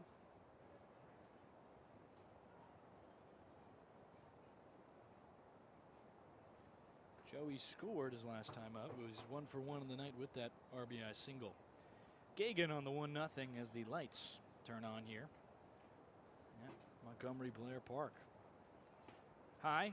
Throwback. Got the runner. Fantastic play from Gramesty, and he caught the man at first, Hartwick, napping. Catcher to catcher put out, and a fantastic play there. 2 outs now for the Big Train and only 1 runner in scoring position. 1 runner on was only 1 runner in scoring position anyway, but Hartwick still gunned. Yeah, a good heads-up play there, and I believe the tag from Gonzalez actually caught the runner back on his hand, diving back in. Got him certainly before he was even close to the bag. Just wasn't looking. Is staring at the pitcher as Gramesty adjusted and threw it right at him. 2-0 to 3-0 as that one misses. Joey King, a righty, standing in against the lefty Gagan. Here comes that 3-0 pitch. He'll try and touch the zone and keep this one alive. No green light. That one misses. The fastball not touching the portion of the zone it seemed to maybe have hit. Close there on that pitch. Definitely what Gagan was trying to do there. You can see just catch that top corner, but not, I guess, quite able to get that one inside enough. Hayden Prell will stand in now, the lefty to lefty. Prell disadvantaged as Gagan stands in there and walking up to House of the Rising Sun. Ground ball backwards into the dugout of the Thunderbolts. Foul, obviously.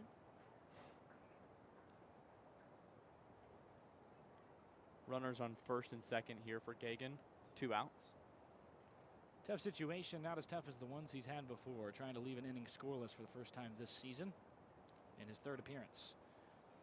He went on the outside and low breaking ball. 0-2 count now against Prell. First time Gagan's got a guy 0-2 tonight.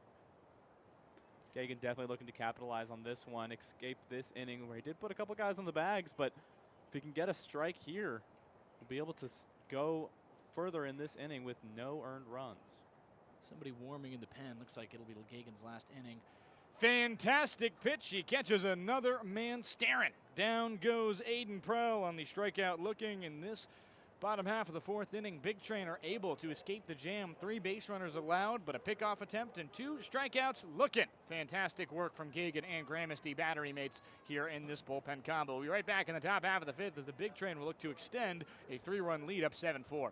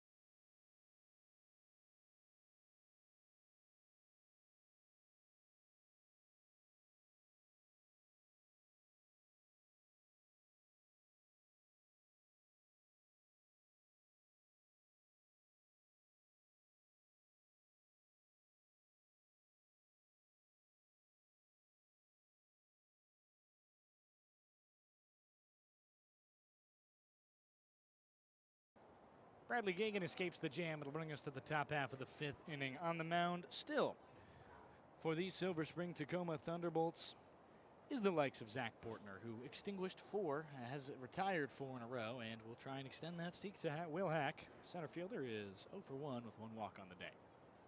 Well, after an exciting 3rd inning with 10 runs scored combined there, the 4th, a little different. Quiet. Both teams able to escape with no runs. Score stays at 7-4. First ball there thrown is a ball. Not too chatty in that 4th inning where any of the plated runs. Jams escaped, though, on the bottom half as hard ground ball over to the second baseman. He collects. Kim fires over to first. It's way over and into the dugout. Heads up for whatever you'll say. It's still 2 bags for Will Hack, who reaches on an error in the 5th here. And that is just kind of an unforced error, not really too much in it, just puts it way over his first baseman's head. Not sure really what affected that throw there.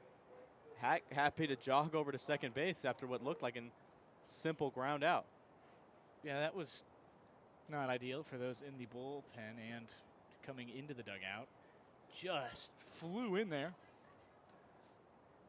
Goodness gracious. I don't think anybody was expecting that throw to go that far over the first baseman's head. Yeah, not at all. Brian Fuscolo will come in. He's 1 for 2 on the night. Struck out his last time up. Got a single, though, and ended up being stranded. Low fastball from the arm of Bortner.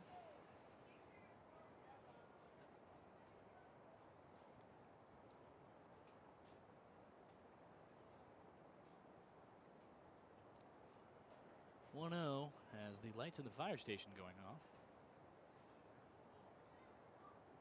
No sirens yet. That one a great breaking ball. Goes from the right to the left in Fuscolo's eyes and nails that inside portion of the plate. Goes through the front door. Nice pitch there.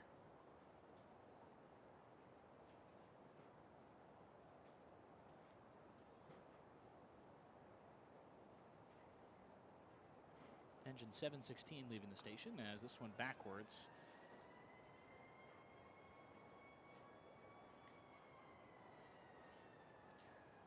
Big Train up 7-4 in this one. Last time these two teams played, they conceded a, calm and median, very low scoring game of 23 combined runs. Yeah, I mean, it was just a slugfest, and both sides struggled a little bit on the pitching mound in that one.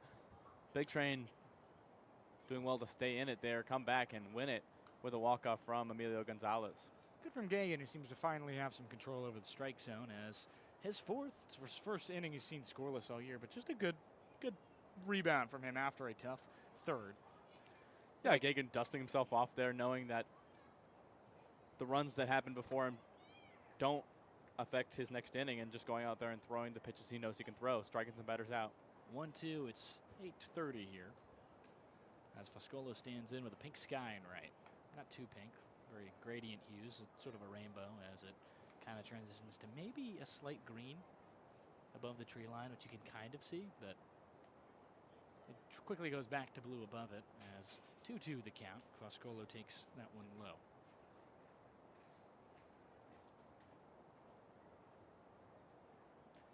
A relaxed stretch work here. He's trying to find his way out with a runner in scoring position. 2-2. Fuscolo into right. It's a liner. Gets down in front of Lopez. Runner will stop at third. It'll be held, but throw goes to the plate. It goes away from the catcher, Hartwick. Back over. He is gunned down after the throw misses. And a good play from Botner to get it over to his catcher, Hartwick, as Hack is gunned down for the 2nd time in 2 nights at the dish. Not exactly his call to make, as he is caught on a good throw. Fuscolo does get into second on his single.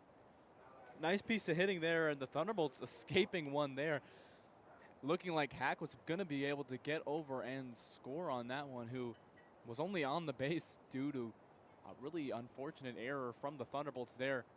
Able to get a fortunate rebound off the backstop here and make that play and keep another runner from getting it from the Big Train. Yeah, Matthew Kim will be very thankful about that one getting caught. Yes. It is almost another error from the right fielder Lopez causing a run to come through. So it would have been double unearned. Would have given him one back. Yeah, it was an Actually. awkward spot for Hack as well, too. Obviously electing to stay for a minute at third base. They just don't care about Foscolo, who goes halfway down the line, and he loses the pitch. Dugout yelling 3 to Foscolo, who knows the voice of his third base coach well enough to not go. Their dugout, to be clear, trying to fool him, as they know he's catcher Hartwick would have had it, as Hartwick, after missing another pitch, is going to get a brief talking to. Nothing bad, probably, from his catcher.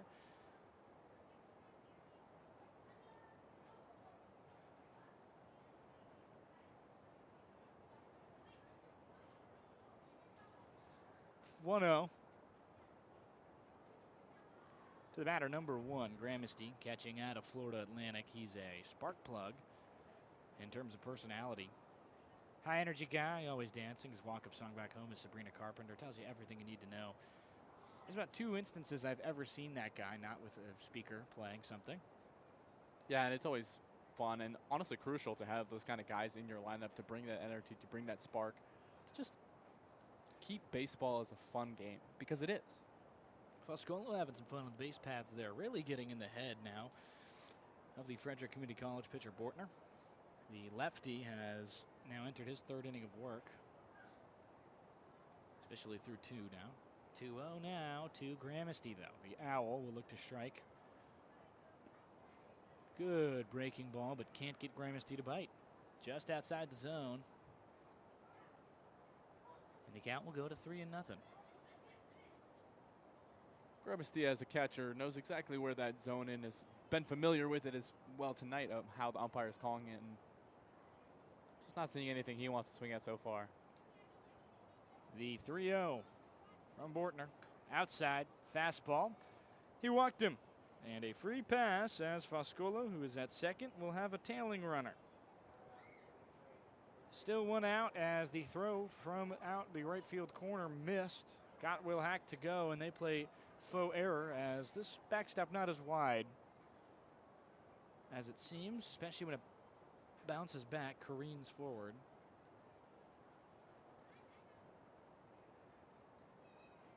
Now, with 2 on, the 0-0 to the pitcher batter Carpenter, excuse me, does not pitch, plays third right now. Played first yesterday, has played the outfield. He could do anything for the squad.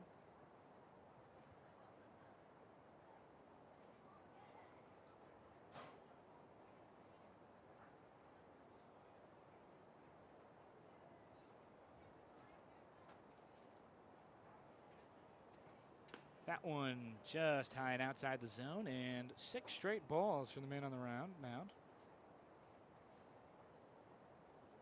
Struggling a little bit here to find the zone and his rhythm.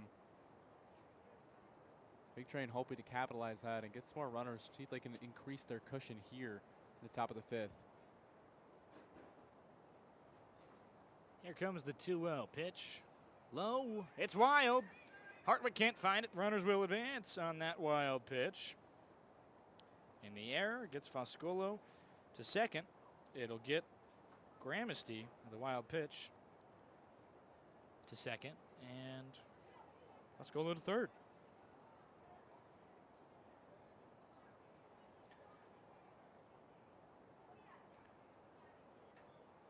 .3-0 now. Has 7 straight balls, probably a red flag to Gramesty. Fastball right down Broadway. That's a strike. Carpenter, the third baseman tonight, 0 for 2. He struck out looking twice. One of them, though, was a drop third looking, which is not often. You do not see that often. No. 3-1 now to Carpenter, who will definitely be careful. High fastball. It's at his chin, and now ducks on the pond, bases loaded, surrounded. As Bonaris will step to the plate, the left-handed hitter has a good chance to really, really break into this game again and extend this lead. He is having himself quite the day. 2 stolen bases on a 2 for 2 night with 2 doubles. Also walked.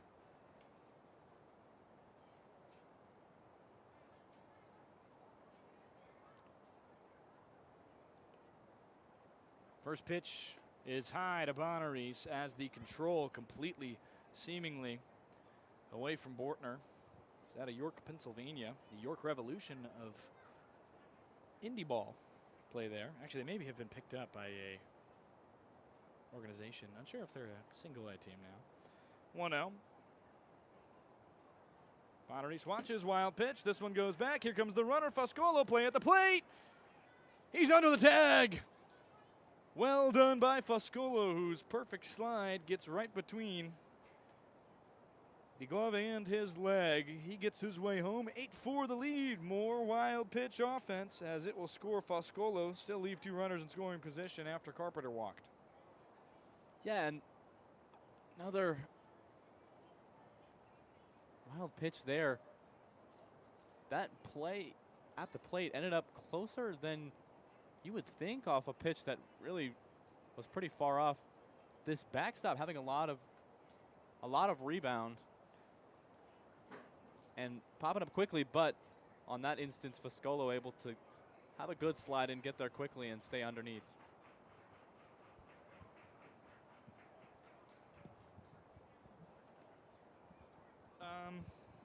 Off the carom there, he does get it back and has a very good opportunity there to get it at the plate. Maybe he was out, but I think his foot just got under it. Good play there from Foscolo. Well done by Hartwick, who unfortunately can't get the block off. Has not had the swashbuckling save capacity that we've seen some of these other catchers in this league have, as the 2-0 is in there. I think at this point, big train batters are not too keen on swinging until they see one called against them. Yeah, and over 40 pitches for Bortner and only 1 strikeout so far tonight, so not quite as effective with the zone. 2-1, breaking ball, say it with me now, low. Difficult. Again, he's just not been able to place it at all. Added to a squad now that's trying to get a revenge against the big train after they were walked off. Both teams 1-3 at the bottom of the North Division. Winner will tie themselves with only at second as Bonaris takes ball 4. Loser will go down 3 games from the top half Gaithersburg. As bases loaded, everybody surrounded. Again, the 1-0 to the 2-0 to the 2-1, and Bonaris just has to stand in there for 2 more pitches. He gains himself a free pass. 3rd of the inning, 3rd in a row. And they will leave that leash out there as it will likely be the end of the day. It will be. We'll be right back as the lefty, Bortner, has a pretty good first 2 innings, and then he concedes 1 run on the air. We'll be right back here on the Big Train Baseball Network.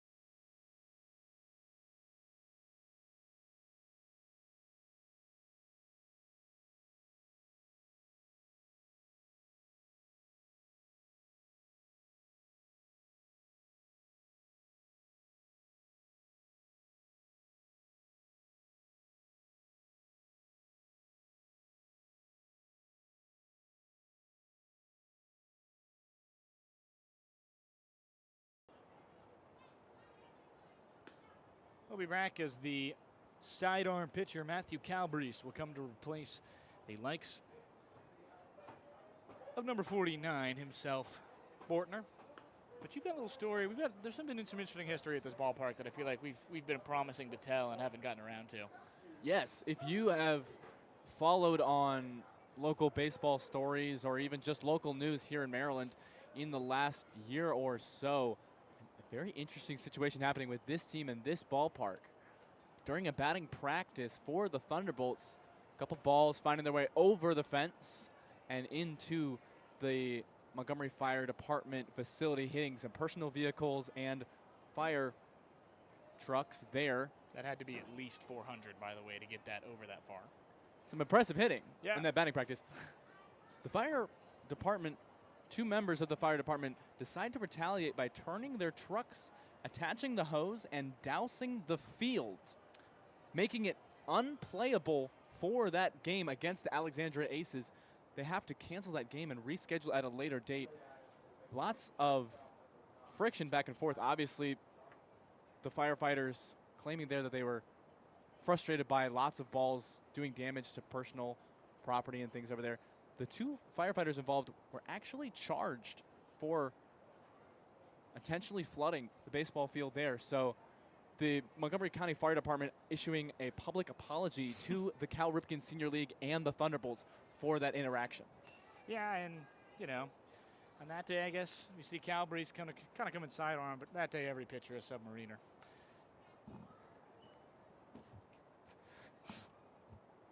Cal Breeze kind of similar to Tyler Rogers in his first section, but he doesn't get as low as Rogers, as it comes maybe about as Rogers is a bit of a 7 or 8 o'clock arm angle. This one's a bit more 9, 10 p.m.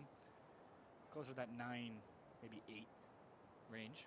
As he is completely sidearm to Cal Johnson. Now batting the left side from Cal Breeze. 2-0 count. Not as low as that sidearm could go, but definitely a sidearm pitch here. Does find the zone on that pitch. Count is 2-1. Strike 1 taken. 8-4, bases loaded.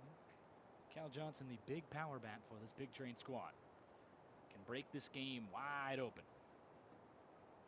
That one low, and 3-1 the count as threatening to walk the first batter across. None of these batters on are his. The earned run will go immediately to Zach Bortner, but for Cal Breeze's teammate at Frederick Community College, he's just trying to do what he can for his team. That one low, and he walked him again. RBI walk for Cal Johnson is his 3rd walk of the day. Talk about patience. Good things come to those who wait, and for Cal Johnson, it's going to be a lot in the OBP department as he makes his way to first. Uncontested, Bonaris to second. The man at third, Gramasty, will score, and Carpenter will take his place at third. And Carson, you know, revisiting the play with Ryan Foscolo coming in at home, you know what I like about that play?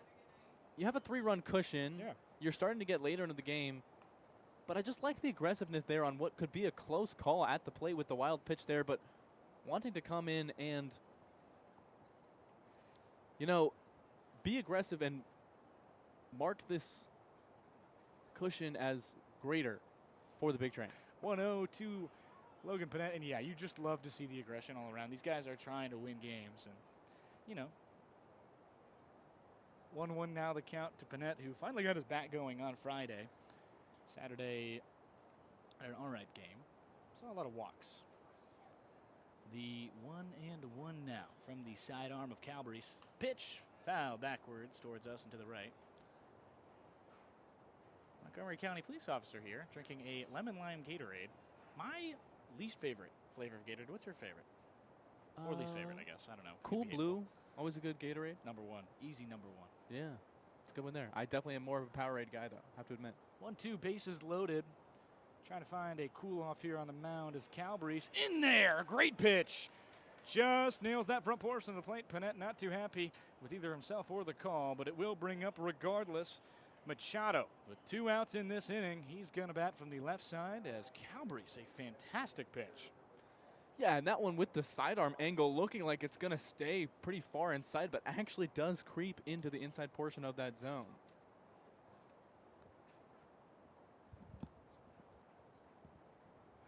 First pitch now to Machado, lefty side, just on that outside portion. Cal Breeze has just been painting the zone, and you don't want to swing too often at a guy who's throwing like this. You don't know where this pitch is going to come out or what's coming. He throws it all from the same angle. He's got a 3-pitch combo, I'm being told. No, and that sidearm just kind of throws off a lot of batters, makes it hard to know what's coming next. Machado Ground ball to the shortstop side. They think about the play at third, and they can't get the runner who gets in the way. They call obstruction. He'll be safe regardless of the play. Over at third. He's safe!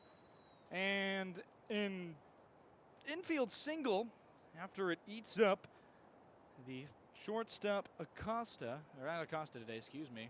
Actually not sure who's at short. That's Kim at short tonight, as Acosta was scratched earlier.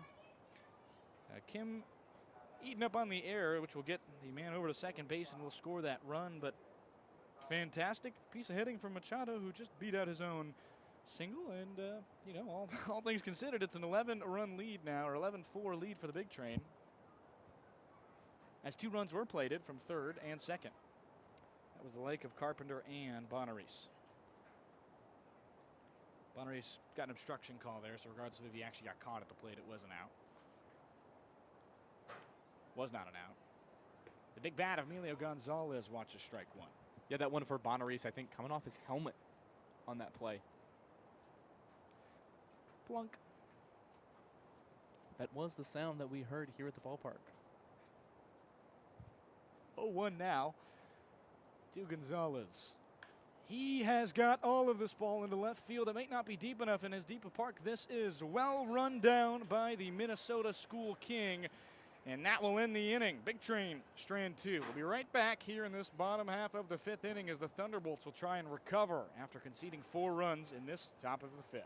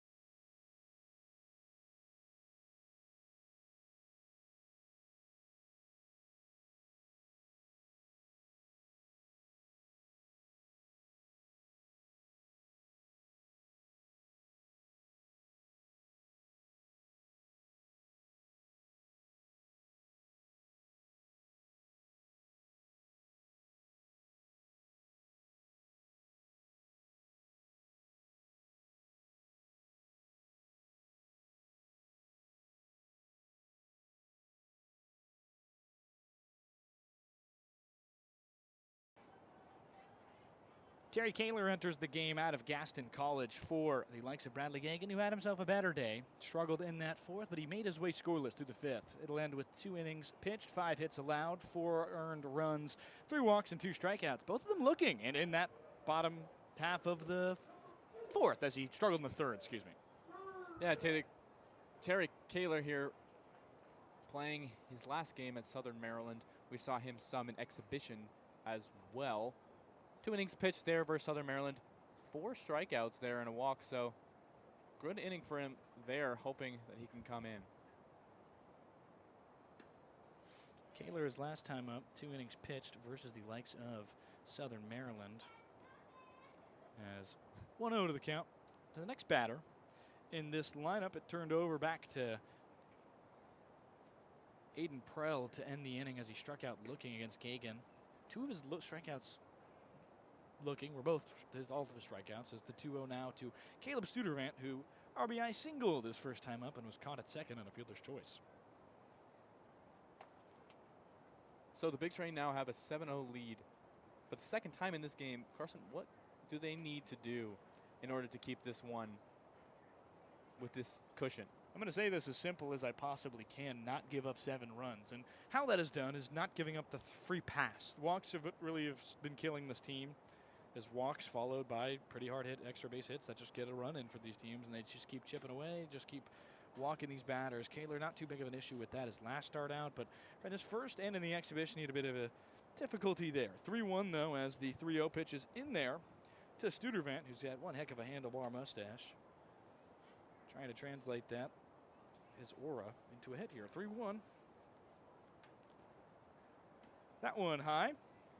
Hoping And you can feel the presence of his mustache while on this radio broadcast tonight, not able to see it. For young hitters, I have a bit of piece of advice. Always learn to sit back and, just take the walks when they're given to you. You don't always need to swing at everything. It doesn't always warrant a reaction when you've got a fastball that's misplaced. It's not always in the zone.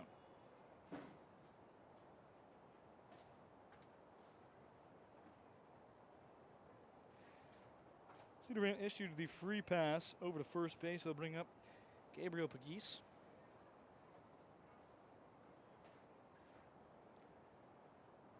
Kaler's first pitch outside. We're into the bleachers here if you're just tuning in with us. And I actually got a question. Will I be there on the 10th? I'm pretty sure that's FanFest. I will be there on the 10th regardless. It's not like I'm doing anything. I'm not a busy man. Baseball is my life. 1-0.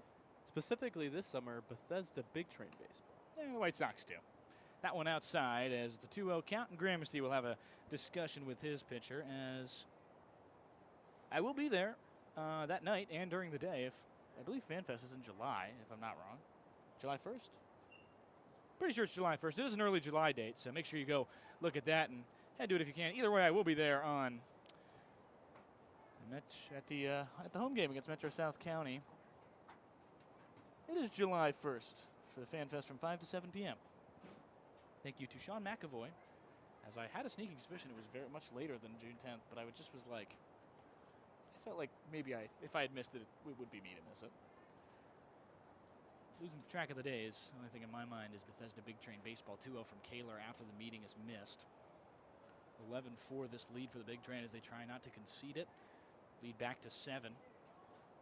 3-0 count to the lefty batter in the DH, righty batter in the DH position tonight, Pagis. As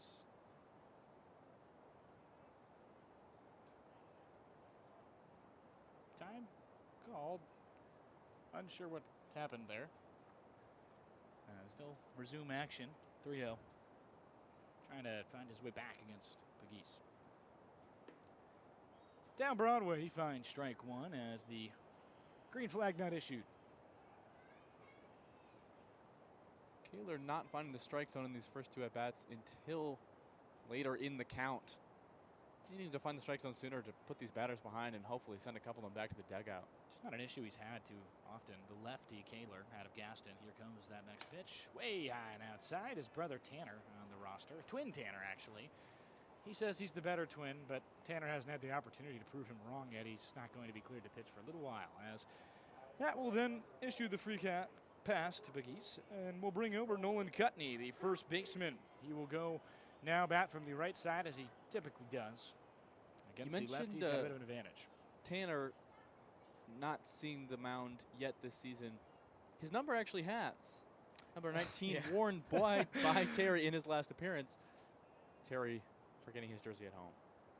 It's the fun part about having a twin, especially a twin that isn't going to play that day. So 2 of the 4 brothers we have on this roster, the Wrightnor brothers, neither of them seeing playing time just yet. Aaron, the freshman committed, going rising freshman committed to East Tennessee, and his brother out of Shepherd.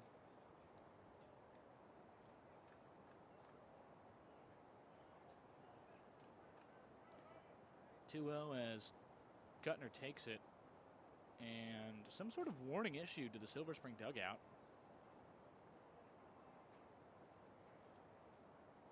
Might have been the banging. They were banging on a wall or pillar or trash can in there for the last few innings.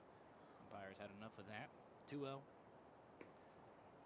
Low pitch just in that other section of the strike zone.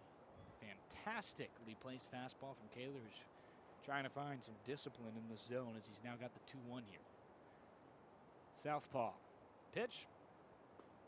Good fastball again, and that one evens it at 2s. 2-2 the count to the likes of Cutney out of the University of Maryland, Baltimore County, the Golden Retriever. He'll try and find a bone here on 2-2 as he watches strike 3, a fastball down Broadway. Cutney can't believe it. He strikes out looking. And right there showing when Kaler can get to the strike zone earlier in the at-bat, able to send the guy packing, hammers a couple good balls into the zone there, and Kaler sits his first batter. 3 straight strikes.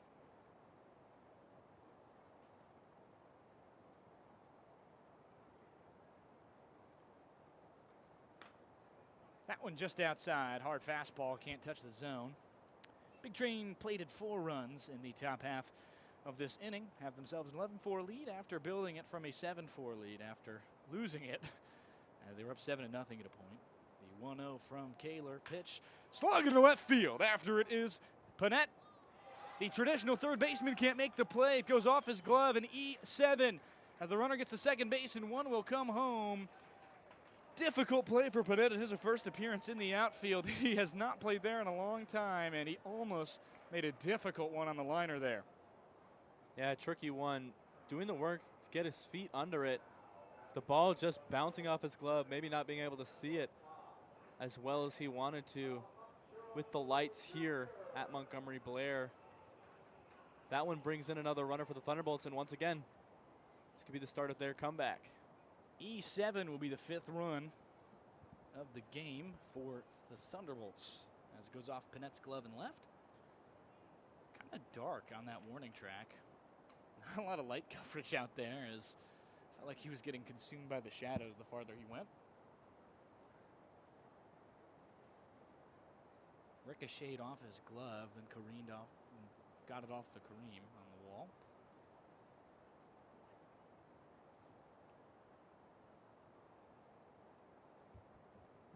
As the umpire, believe he might have a bit of a bloody nose. I thought that was his mustache. He has no facial hair, folks. He has some. A little extra on that left side. It's maroon. We'll be right back. We'll take a brief break for the umpire who needs some help with his bloody nose.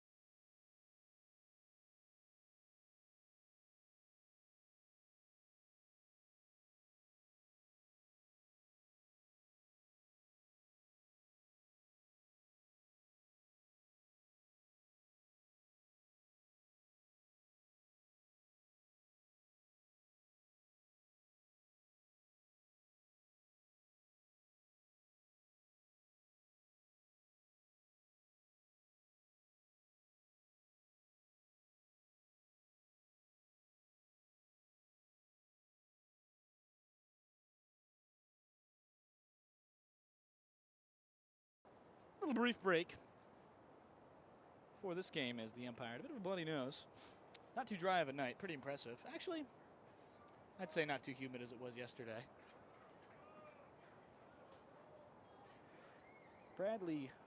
Terry Kaler in this one replacing Bradley Gagan. Southpaw misses. 2-0 the count now. As one run already played it if you just missed it. The likes of Trent Lopez, he smashed one down the line and left and just could not get off the glove, or into the glove of Panett, and it'll bring up Sam Camacho Jr., who started the fourth with a bruiser bash single, as he'll hit this one into left again. A towering fly ball. Panett settling under it. He can't find it.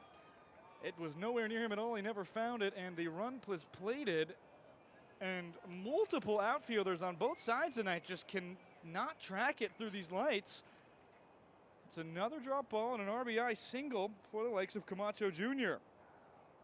That one not really on Panett. Both sides struggling with it tonight. Yeah, it's seeming like hard visibility in that part of the left field towards the inside center field area. Fielders just like not seeming to be able to see the ball as it goes out there. In fairness to Panett, had all the runners waiting because he sat there, he knew he didn't have it, he went his arms in the air, and then he just kind of pretended like he had it, so it stopped the runner, and it made only one run go through. So I guess a smart play from the traditional infielder as he loses it in left, and another difficult play. Big Train concede another run on a left field fly ball. 11-6 the lead now. I talked about they just need to not concede 7 runs earlier when you asked me if they do need to win, and that also comes in defense as Gramesty saves what surely would have been a wild pitch as Terry's 1-0 to the next batter, Wade Hartwick. It was nowhere near the zone, just outside. Just a lot outside. Just a lot outside there, and good point. Kaler not being extremely effective with the zone, but quite a few plays there that in most cases would have resulted in outs.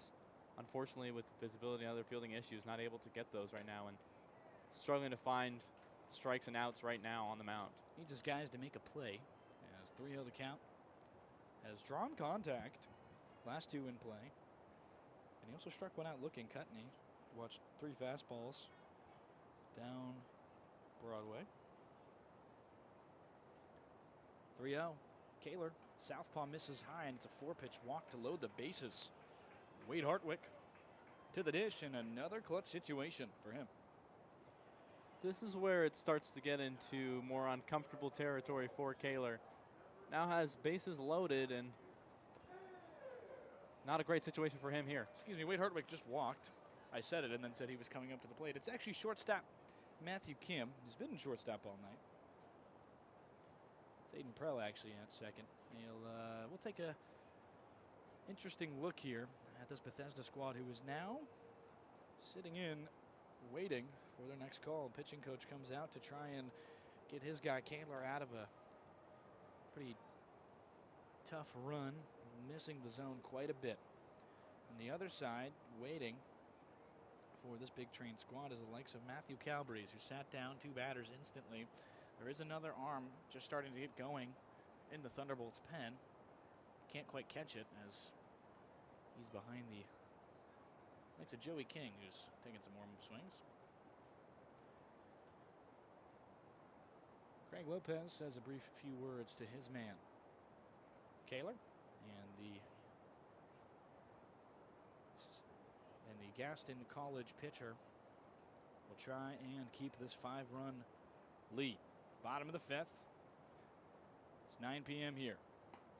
Getting late, dark navy as it kind of just fades past that denim color in the sky tonight. 1-0 to the shortstop Kim. He is 1 for 2 tonight, excuse me, as he struck out his last time up in the 4th. His 3rd inning in a row to the plate. Takes a fastball on the low outside. Craig Lopez encouraging his pitcher there after Kaler gets one in the zone. Lopez, very unique and special approach to being a pitching coach on the staff. Really an animated person in the dugout, as well as just really finding connection with his players. 2-1, the fastball is just outside. Gramesty can't frame it good enough as it was too far outside to do so. Couldn't fool the umpire. Kim standing in. Surrounded, Kaler. The pitch. Big wave, and 2-2, even at 2 for number 2, who's under a fastball.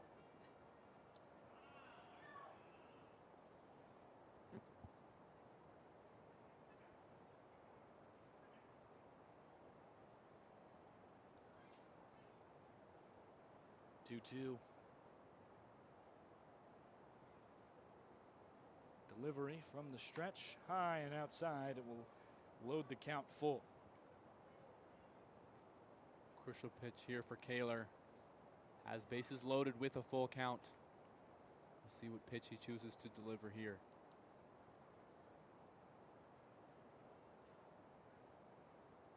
Three-two, just outside, and he walks a runner home. Gets to a full count, and Matthew Kim has his second opportunity to reach today, and it's an RBI walk. Advancing is Hartwick to second, third Camacho, and the runner on the air, Trent Lopez, comes home, the Big Red, as that will be the end of the night for Kaler. He's unable to get more than one out. It's looking, though, a looking strikeout. We'll be right back as the Big Train will call to the pen and try and get someone here to get them out of this jam. Tying run at the plate, and Joey King, who has an RBI single in this one.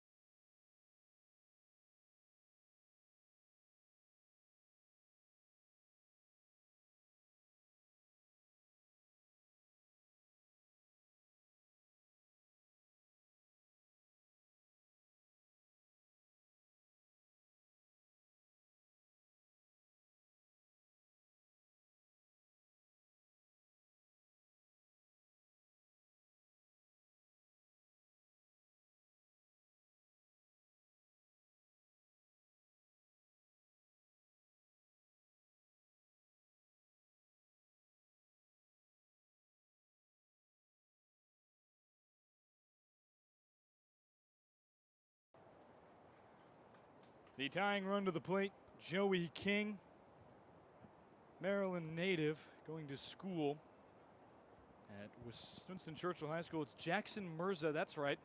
The center fielder all season long is on to pitch. He did not pitch in high school. He was pouring him in there in the warm-up, so we'll see. Ball one as King takes it. Here comes the 1-0. That one a low fastball as Mirza goes high, then goes low.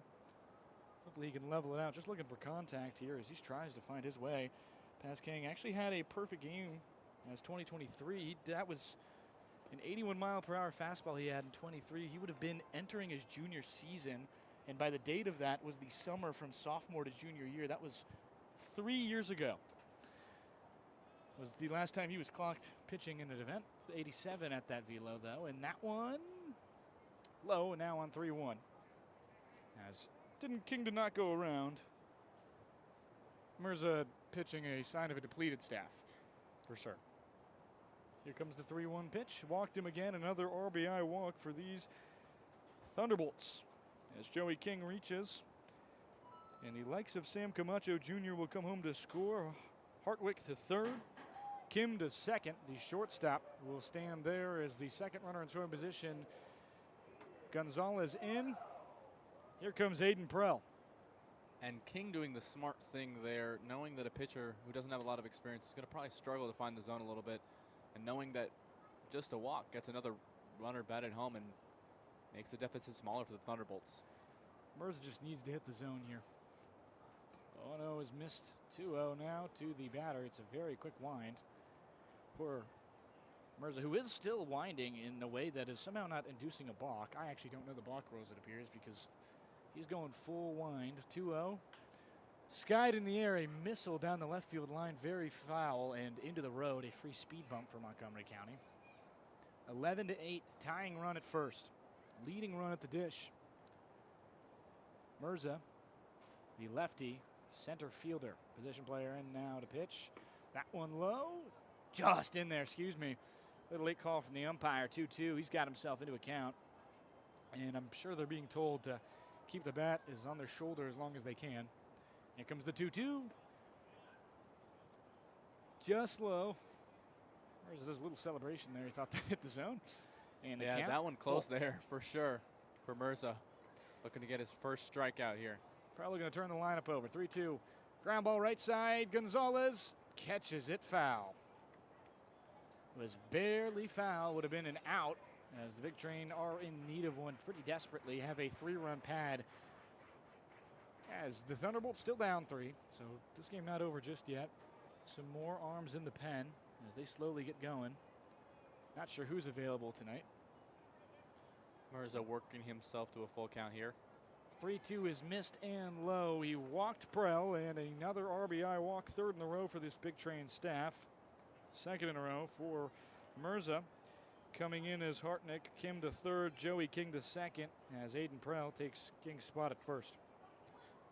Deflating way for the Big Train to give up runs here in the bottom of the 5th. Not exactly what you want to see. Obviously tough with someone who doesn't have experience pitching in there, but Mirza's just looking to try and find the zone a little bit more often with these batters. Just waiting for most pitches. 11-9, Bethesda the lead. Line in the air to center as Strudervant watches it. Good play from Bonaris. He'll throw home from the outfield as he hits that pop-up to the second base side. The runner will score anyway. A sacrifice fly, I'll call it, because it was, I guess, deep enough for that. You have to call him off if you're an outfielder there. They need to get there. They've got the better throw, and Bonaris just isn't going to be able to make it, as he has to drift very far into center, left, right center to get that one. And the RBI sac fly from Caleb Studervant is the second of the season, or second of the game, excuse me. And Gabriel Pagis will come and face the left-hander Mirza on the mound. Mirza, inexperienced pitcher, has not done so in a long time, trying to give this Big Train bullpen some relief. 11-10.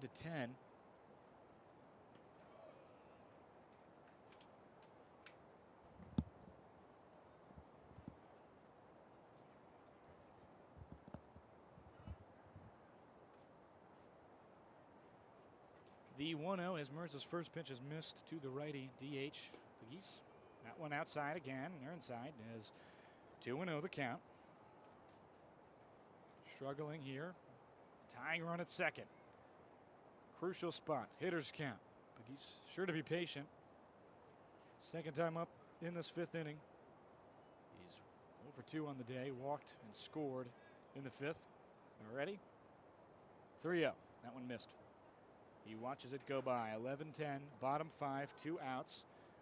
Big Train a moment away from escaping this. Just need an out here. On the 3-0, Mirza comes set, fires from the stretch. In there, strike one. Good pitch on the inside portion of the dish.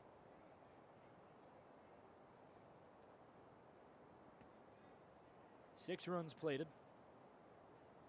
in this inning. Here comes 3-1 under it. Foul tip strike as fighting back is Mirza. Man at behind him, struck out looking previously to Kaler. Mirza seeking his first strikeout of his Cal Ripken Senior League season and career. Full count, payoff, runners will go. Here it comes. Line in the air to center field. This one's going to get down. Here comes the tying run at the plate. He will get there uncontested. Runner at third, forced to stop. This game is knotted at 11. How about that? 7 runs in the bottom half of this 5th inning. And the Thunderbolts are back in it. Blow for blow. They have been boxing all night. And Mirza on the mound, the position player, has let them back in with 3 straight RBIs given up. That really not what the Big Train wanted to see. Thunderbolts doing what they needed to do to crawl out of a 7-run deficit that they found themselves in for the second time this evening. Said their bats move, and no lead is too far for them to come back from. That one missed the batter, and well to get out of the way as wild pitch offense goes the other way this time. Mirza's way too inside, and this one now in the lead of the Thunderbolts. 12-11 the final score as the Big Train won 6 days ago. The other way now is the Big Train allow a run on the wild pitch.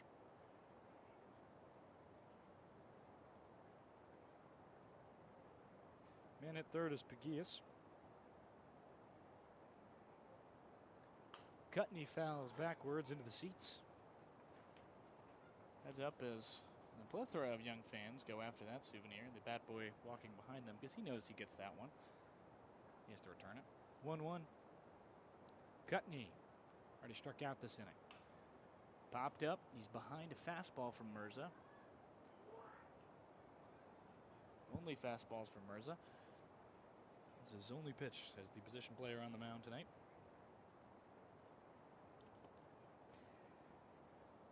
Winning run just came in, potentially, if the score stays. As that one, another wild pitch, and the lead extended to 13-11. Wild pitch offense strikes again, squared on the 2-2, turning to 3 runs given up on errors this inning. You think back to Trent Lopez flying into left field off the glove of Panett, and then Panett missing that ball in left. A depleted team forcing a infielder to play left tonight. Just not an ideal situation all around as you're out of bullpen arms on the 2-2, and he thinks about going and didn't as the bat breaks. Oh my goodness, that was, oh, he only has the knob left. That is nothing left of that bat. That one just splintering away in his hands there. Looked like he swung because he clearly fouled one off and broke it earlier. As he kind of slightly moves his hands and the bat goes flying downwards as it disconnects. Now a gray bat for the right-handed hitter Cutney. Payoff pitch, 3-2, trying to escape a nightmare 9 in the bottom half of this inning. That one low, he walked him. And the ring of fire keeps burning. Bethesda. It'll be now Trent Lopez, who flew into left and got his way on via error. Otherwise tonight he's 0 for 3, including that. Did score.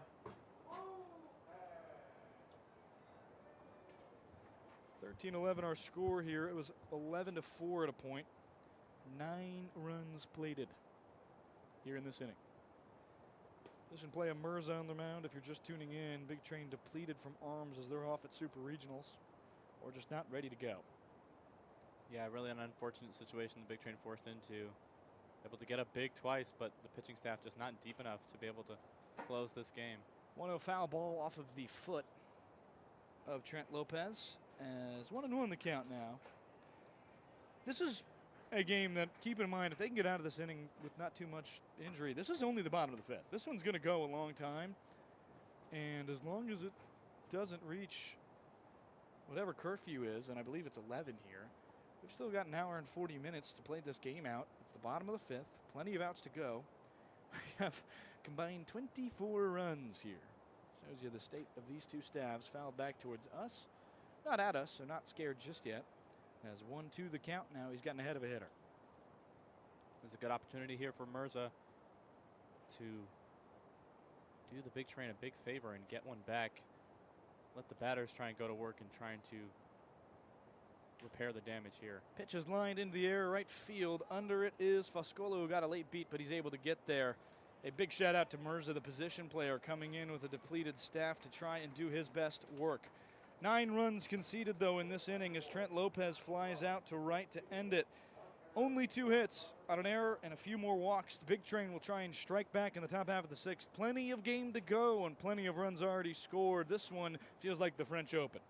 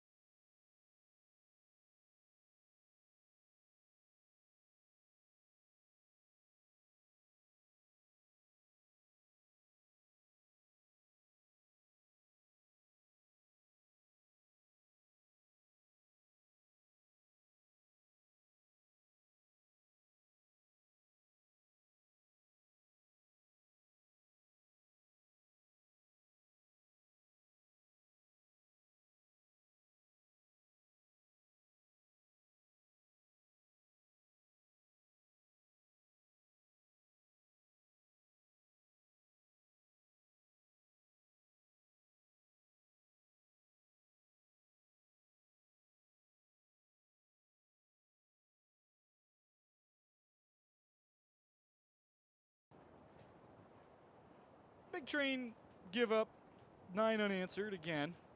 Not exactly what they had hoped for, as this staff really depleted, is just struggling with Arms Mirza, the position player on the mound. Unsure who will be up next, as the sidearm slinger from the Silver Spring-Takoma side, Matthew Calabrese, will enter this one. It's getting late here, folks. 9:22. It's pitch black.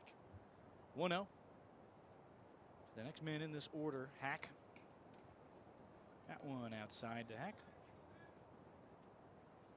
Yeah, the Big Train batters knowing here that with no more pitchers left, it's looking like for the Big Train tonight, they're going to have to do the damage with their bats if they want any shot at winning this one. Maybe you go position player first, knowing you've only got one pitcher left, and say, hey, see where we end with him and when he's done, and after that, then you maybe go your another position player or a pitcher.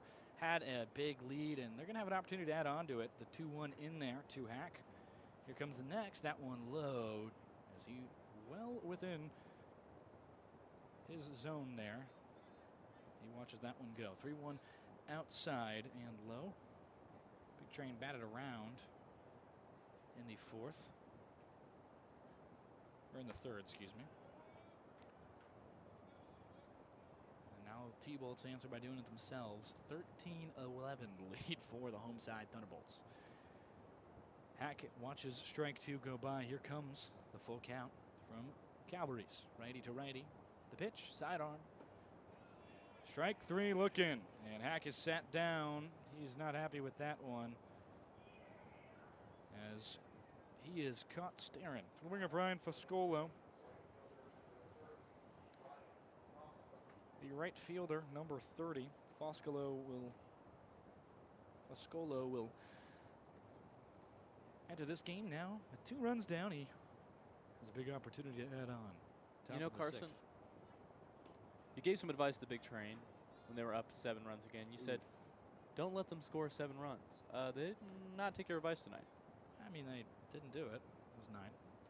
Either way, this game is still well carryable. This is a 2-run deficit, and a team that has already scored 11 with about 9 outs to go. So there's about 8 now as strikeout earlier. 1-1, Foscolo. There is very easy belief in my mind that this team can come back. Kaler has had some difficulties, let some unearned runs go by after some errors in left and in the field, generally. This game's still totally winnable for this Big Train squad. You get the bats moving a little bit, and all of a sudden, really is anyone's ball game. Here comes the 2-1. Line in the air to right. This is a deep fly ball. Down the line, fair foul. It's foul. Deep enough to go out of the park fair. As Foscolo, his count goes now 2-2. Struggling with that sidearm release. Big hit there from Foscolo. Quite able to keep that one fair. Drifts to the right side of the right foul line pole. Been a series of what ifs tonight, it feels like, as 13-11. I mean, what if the Big Train come back? They scored 11 runs. You have to note the moniker that this is a back and forth game that they could easily get back into. 2-2. Ground ball. It's a little dribbler back to the mound between the catcher and pitcher. Pitcher gets it over to first. Just got him. Barely there, as he's a step too short. Foscolo caught, unfortunately. Fantastic play from Calabrese, who gets that one, the swinging bunt as it was. That one scuffed hard into the ground. Doesn't kick up too hard. Stays close there to the catcher. Foscolo runs it out hard, not quite able to get to the bag in time. He is out there. 2 quick outs here for the Thunderbolts, who are looking to preserve their lead. This one line in the air to right field. After it is Lopez. A fantastic diving play as he's able to end the inning. Fantastic work from the Thunderbolts defense as they get 2 plays to sit them down 3 in a row. Gramesty was the one who lined into right there. We'll be right back on the Baseball Network of the Big Train as the Thunderbolts look to do more damage in the bottom half of the 6th.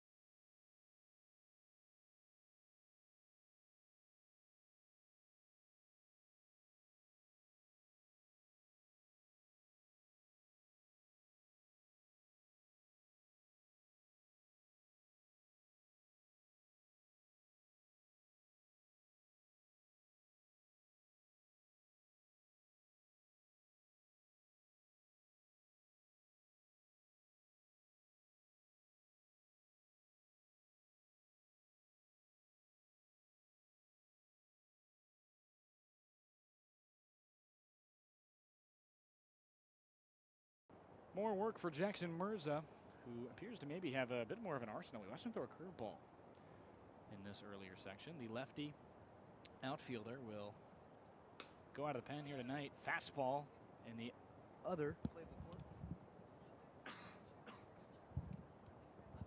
1-0.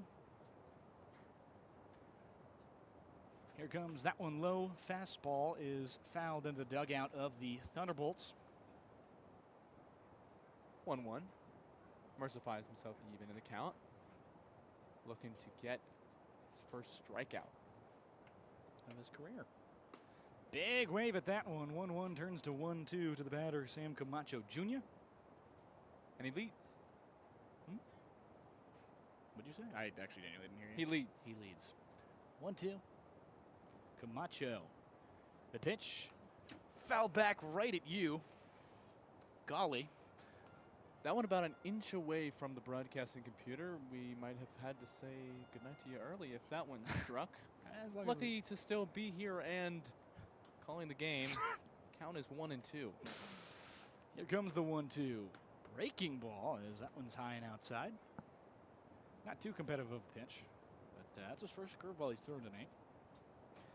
Camacho stands in after a successful 5th inning where he singled and scored 2 for 3 to the point, as this is a high fastball. Will load the count full with no outs. 13-11 the lead for these Thunderbolts after a 9-run bottom of the last inning. This one skied behind us. It's Pop Gramesty after it. I'm not sure it's going to get even close. It will not to the field of play. A lot of foul territory here, but not behind the dish. So much in right, though. It is like an entire 90 to 140 feet in right. Yeah, I mean, if you're going to hit one, that would be the place to do it if you want to get it out of the park here at Montgomery Blair High School. Yeah, there's a lot less warranty for error, though. Unfortunately, 3-2 full count, and he got him under a fastball. Sam Camacho Jr.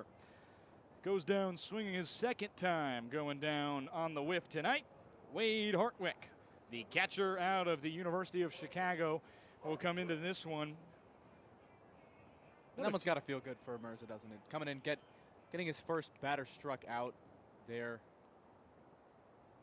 Strikeout now in his career stats. He's a pitcher now as well. Pitch on the lower portion, seemingly finding some control here as he strikes the first batter out and gets his first pitch strike, second first pitch strike of the night. And how mental can pitching be? Just getting one strikeout can make you feel so much better. Ground ball left side, exactly what Mirza needs. Shortstop Johnson over to first. Good dig from Gonzalez as he gets the second out of the inning. And let me tell you, when your fielders are going and you're getting strikeouts, there's nothing better in the world. Mirza is a center fielder, but he's obviously pitched at some point in his career because, first off, that curveball moves. Second, that fastball has got some oomph behind it. It's up there with a lot of the guys we see around here. I'm surprised Mirza, he might work his way, if he has a good inning here, into some more appearances as the ground out to short for Wade Hartwick will end that appearance for him. Bring up the shortstop, Matthew Kim. Kim takes ball one on the low portion of the plate. Almost a bouncer. Here comes Mirza on the 1-0 pitch outside. The Thunderbolts side, knowing here, they will need to probably get some more runs to feel comfortable in this game. The Big Train Bats have the potential to really open up this game. So they know they need to add as much cushion as they possibly can if they want to keep this lead. Kim takes 3-0.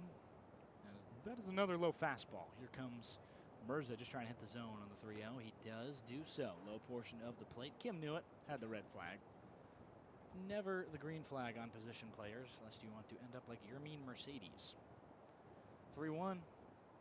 Big wave at a fastball, and he's behind it. Once he can get it in the zone, he's just seemingly got these hitters off balance. I mean, this is a hard fastball. This is a real fastball for Mirza. It's not a regular position player pitching. Here comes the southpaw center fielder. Ground ball left side, collected by Carpenter. He makes his way over to first on the run. Off his back foot, he delivers to Gonzalez, a touchdown. If you're looking for an out, that's going to end the inning here. 3 up, 3 down for this side of the Big Train, who strand nobody as they don't let anybody on. Well done. We'll be right back in the top half of the 7th. 9 outs remaining for these Big Train, who are trying to find their way past 2 runs. And Matthew Calabrese, the sidearm slinger, is slinging tonight.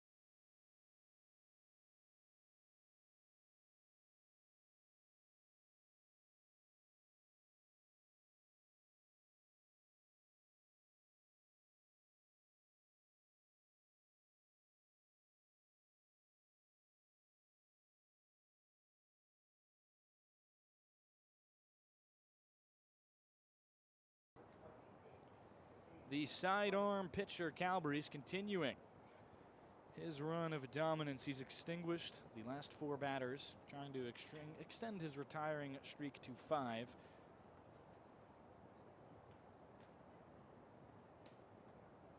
That one low.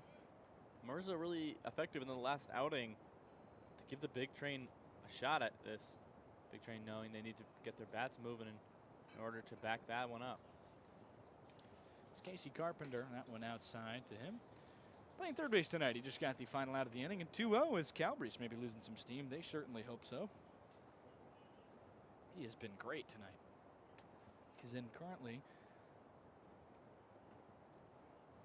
another inning of work here as he got 2 outs.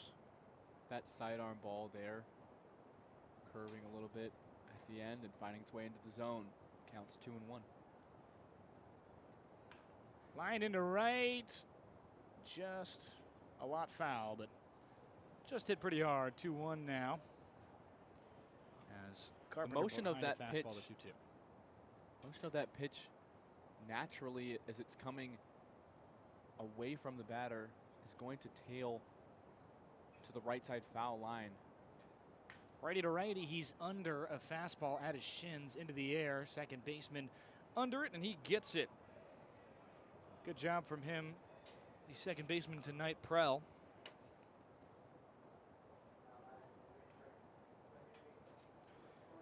Casey Carpenter pop out to that second base side as they just really are struggling with the man on the mound. Somebody warming though here soon. I mean, you can't keep him in for too long. Calabrese only out of the pen in his career. He's got 2 innings pitched fully now. Has gotten 2 strikeouts looking as well. Here comes Bonaris. Ground ball left side. He's got the speed to beat it. He may have hit it too hard. Shortstop fires. Great scoop. He digs it out at first as Kuttner saves his shortstop the air. 2 outs now, and the Thunderbolts, just defensive prowess we have not seen in that first game, and they are finding their way back. The most unearned runs in the league by far, and they have finally found some defensive stride here with Kim at short. Acosta, the other shortstop on this roster, has also found his way finally, as Cal Johnson will operate under 2 outs now. It's a breaking or moving fastball, definitely some kind of sinker or maybe one with a run, as that misses outside. Catcher actually can't collect it, accidentally throws it out of his glove as it loops through. Nearly catches Johnson as it almost actually also touches the front portion of the plate as well. These are really, really movable fastballs that move. It looks like a cutter and a sinker. Calabrese here being effective. Big Train players finding it really hard to hit on him as the count goes to 3-0. That one pretty far outside. Not too dangerous. They feel the approach should be to Cal Johnson, who's very dangerous, as 3-0 misses, and he's earned his 4th walk of the night. Just not a guy you want to pitch to, and they're certainly showing it. He has had 2 4-0 walks and 2 3-1 walks, 4-1 walks. That'll bring up the left fielder, Logan Panett, who's trying to make amends for a previous error in left. 13-11, the lead for the Thunderbolts. This game in the top of the 7th. Minimal room to get back into this one for the Big Train. Here comes first pitch low. 5 straight balls now from the arm of Calabrese. See how much longer he lasts in this game. He's starting to show his signs of fatigue. Missing the zone for 5 straight pitches here. Back to first. Pickoff attempt has him safe as he continues his hand on the bag, and Kuttner continues to approach the pile. Want to note something here. He just got here today, but the likes of number 41, Tyrese Johnson, warming up in the pen. Big right-hander, 1-0. Sidearm delivery low as 6 straight balls. You kind of don't swing no matter what at this point. Well, maybe you do for Panett, who's trying to make amends, and you see a 2-0. This guy's just going to try and hit the zone now after 6 straight pitches. You definitely get ready, but you're only looking red dead here down the middle. Here comes the 2-0. Righty pitch. Outside and low again. He can't get his breaking working, and dugout's complaining, but he wasn't close, and he knows that on the mound. 7 straight here as he's just going to try and hit the zone. Certainly red flag given by the third base coach. Calabrese finds the zone finally. 3-1. It's got a strike. Tying runner at the plate. Tying run. Bat on his shoulder. Panette. Pick off. Nearly got him. Safe at first, though, is Cal Johnson, who's just been on forever. Yeah, and Thunderbolts trying to sell it there. Trying to celebrate getting the tag out there, but umpire not going with their decision. They go back again, as they were close last time. Why not go back to the well in this case? The first base pickoff. 3-1 now after 2 straight pickoffs to Panette. Calabrese. This one fouled back by Panette into the seats. Count goes full here for Calabrese. Interesting to see if he can get one more out and finish this inning. Payoff. This is a very big at bat here for Panette. Tying run. Ready, pitch. Line in the air to left field. It's going to get down. It'll be maybe extra bases. Runner goes to 3. Johnson in there. Throw is wide. It'll be 2 bags on the fielder's choice for Panette. He singles his way on and moves the runner to third as the throw misses. Thunderbolts very thankful. The heads up from Calabrese as he is able to move that bat over or get that backup play basically, as it will bring up Machado. He'll bat lefty from the righty. This is a huge AB with 2 runners in scoring position. Yeah, and Calabrese definitely, as you mentioned there, putting himself in the right spot just behind the third baseman there, stopping the speedy Cal Johnson from coming home on a misplaced throw. Why do we like Cal Johnson, Zach? Because he gets on base. Machado in there. It's ball 1. He's in there. Pitch is not ball 1, to be clear. A crucial moment here. The 1-0.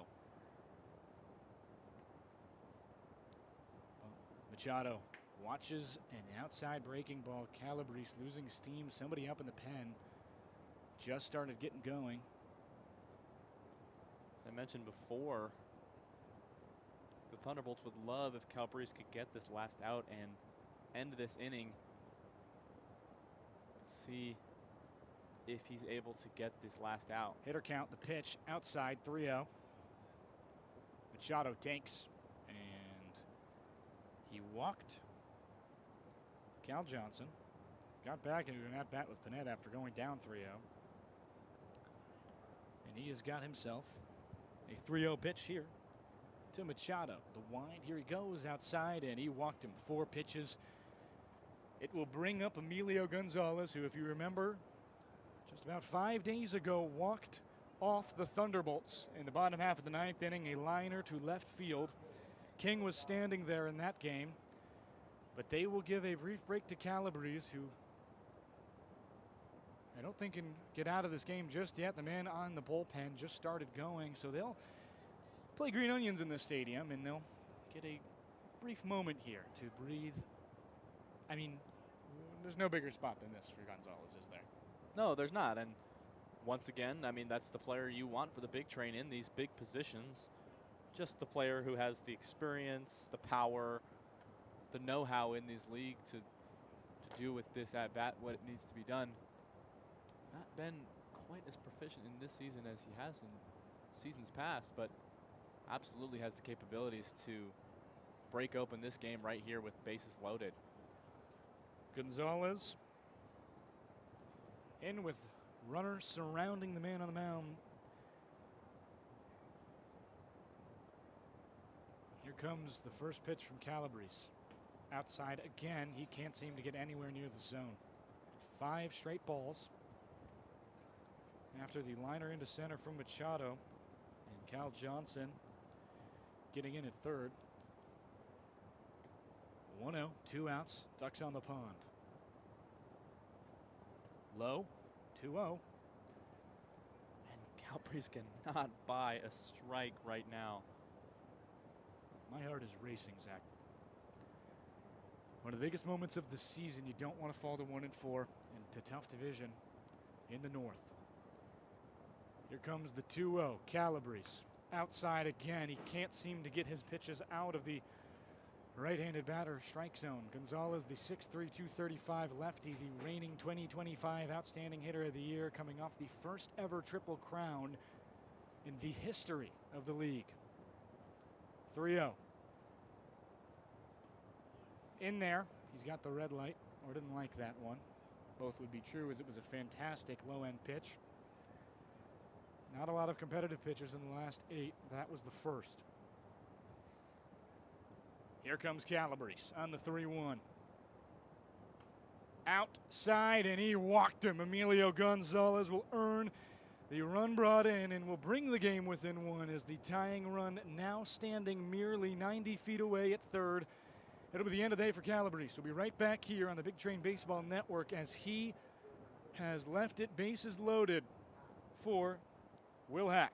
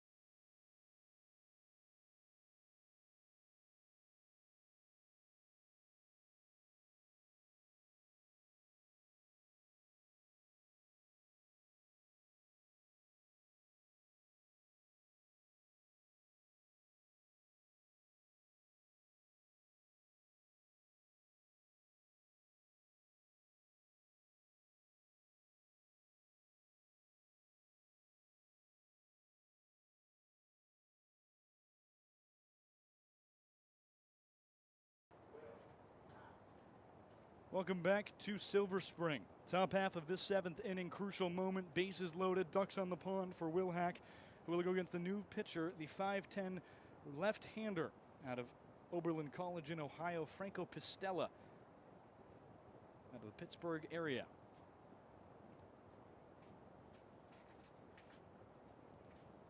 Here comes the 0-0.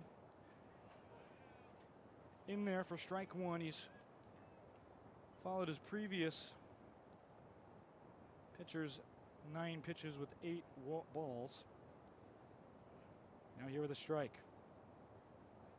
Base is juiced for Hack. Here it comes. 1-1.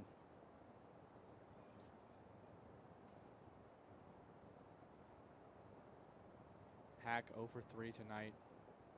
Really use big hit for him and the big train. Big moment in this game. Huge moment in this game.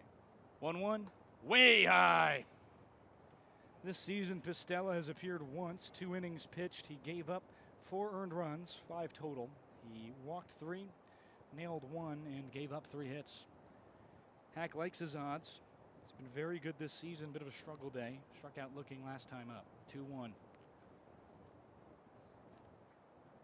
Cardiac moment here. In the air to left field! Into the night in Silver Spring, at the wall, It careens off the top of the fence. Coming in is the third runner. He goes to third. Hack play. It's gone. He goes through the error on the triple. Hack comes home. Huge play there for Hack. 0-3 on the night. What a hit. Oh, Lord. Elizabeth, I'm coming home as this one careens off the wall. Unsure what you score that as, but it's at least a 3 RBI triple. Unsure what the confusion is there. Trying to wonder if that's a home run as Colangelo, but it'll go down as a triple, a base-clearing triple, where the error from left gets in Will Hack.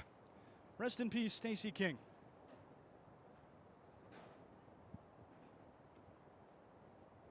What a moment. Crowd silent in Silver Spring. Hack drives 3 in. Strike 1 on the breaking ball to Johnson.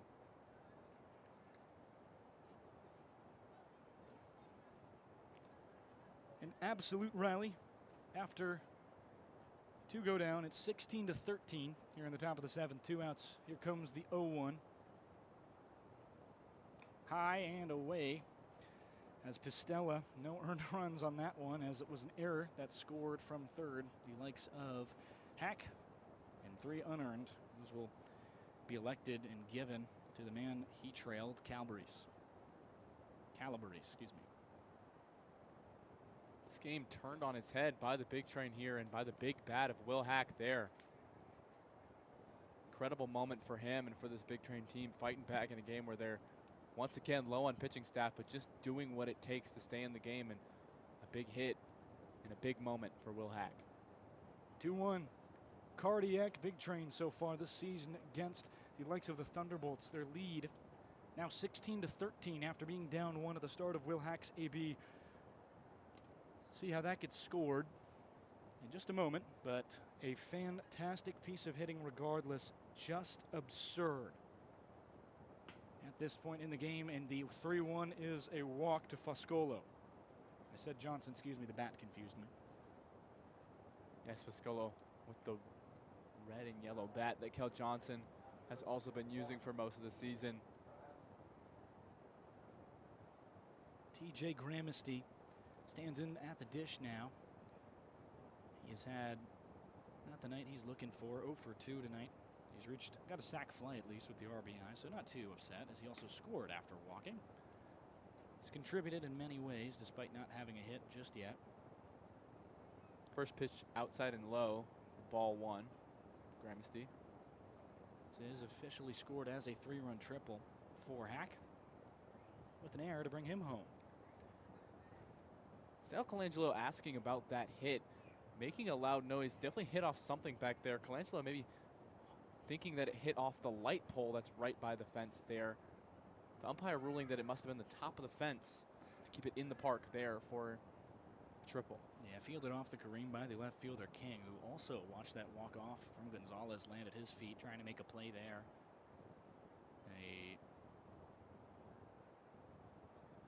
Some kind of disengage there.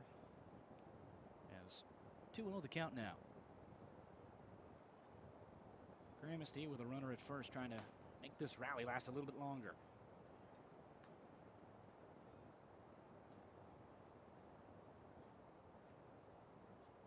(16-13). I can't believe Big Train are in this game still. It is a fantastic one, as that is a pitch clock violation. Guess we have a pitch clock in this league. It has not happened just yet. 4-0 the count, as he gets 2 pitch clock balls. That's something I did not know we had that has not been enforced previously. I guess the umpire does have their own pitch clock, and it helps for a lot of these guys. The D1 level keeps them honest. Now 2 runners on, 2 outs, still the rally continuing. This innings, by the way, started with a Casey Carpenter second base pop out, then Bonneries on a fantastic play by the shortstop Kim, and it goes out of the fielder's hands. A walk, a single that was not coming anywhere, and then another walk, and a 3 RBI triple.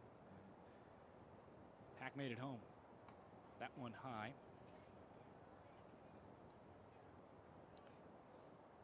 2-0 the count, as after giving up that big hit, it Really feels like the likes of Pistella have just kind of lost it. Lefty, bats righty. Southpaw on the 2-0. Inside pitch, barely. That is a fantastic take from Carpenter. It'll be interesting to see for the Big Train when they do get back to the mound, having to play defense again.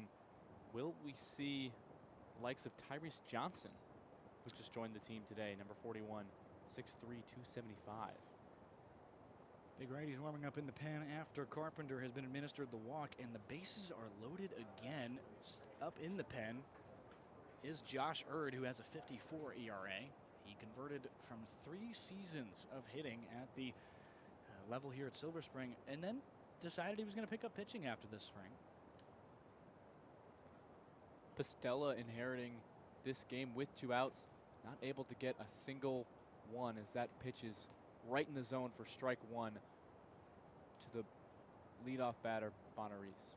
Bonaris bats from the left side. He is wearing number 3 tonight. George Mason product, 0-1. Woo! High and inside. Breaking ball. Had to get out of the way. I don't think it was going to hit him anyway, but, you know, never good when a pitch is at one point in line with your face. And, you know, it's a breaking ball. Probably was at some point. This looks like a slider, maybe a curveball. Definitely a curveball as it drops backdoor. 1-1. Wild pitch. It's going to score the runner Foscolo with ease as that one gets under the padding. Foscolo comes home. Lead now 17-13. How about that? Wild pitch offense now going back the other way. Caution, I don't think you could predict what the next thing that's happening in this game. I mean, 2 7-0 leads for the Big Train. They go down. Again, they lose their lead by 2. Down 13-11.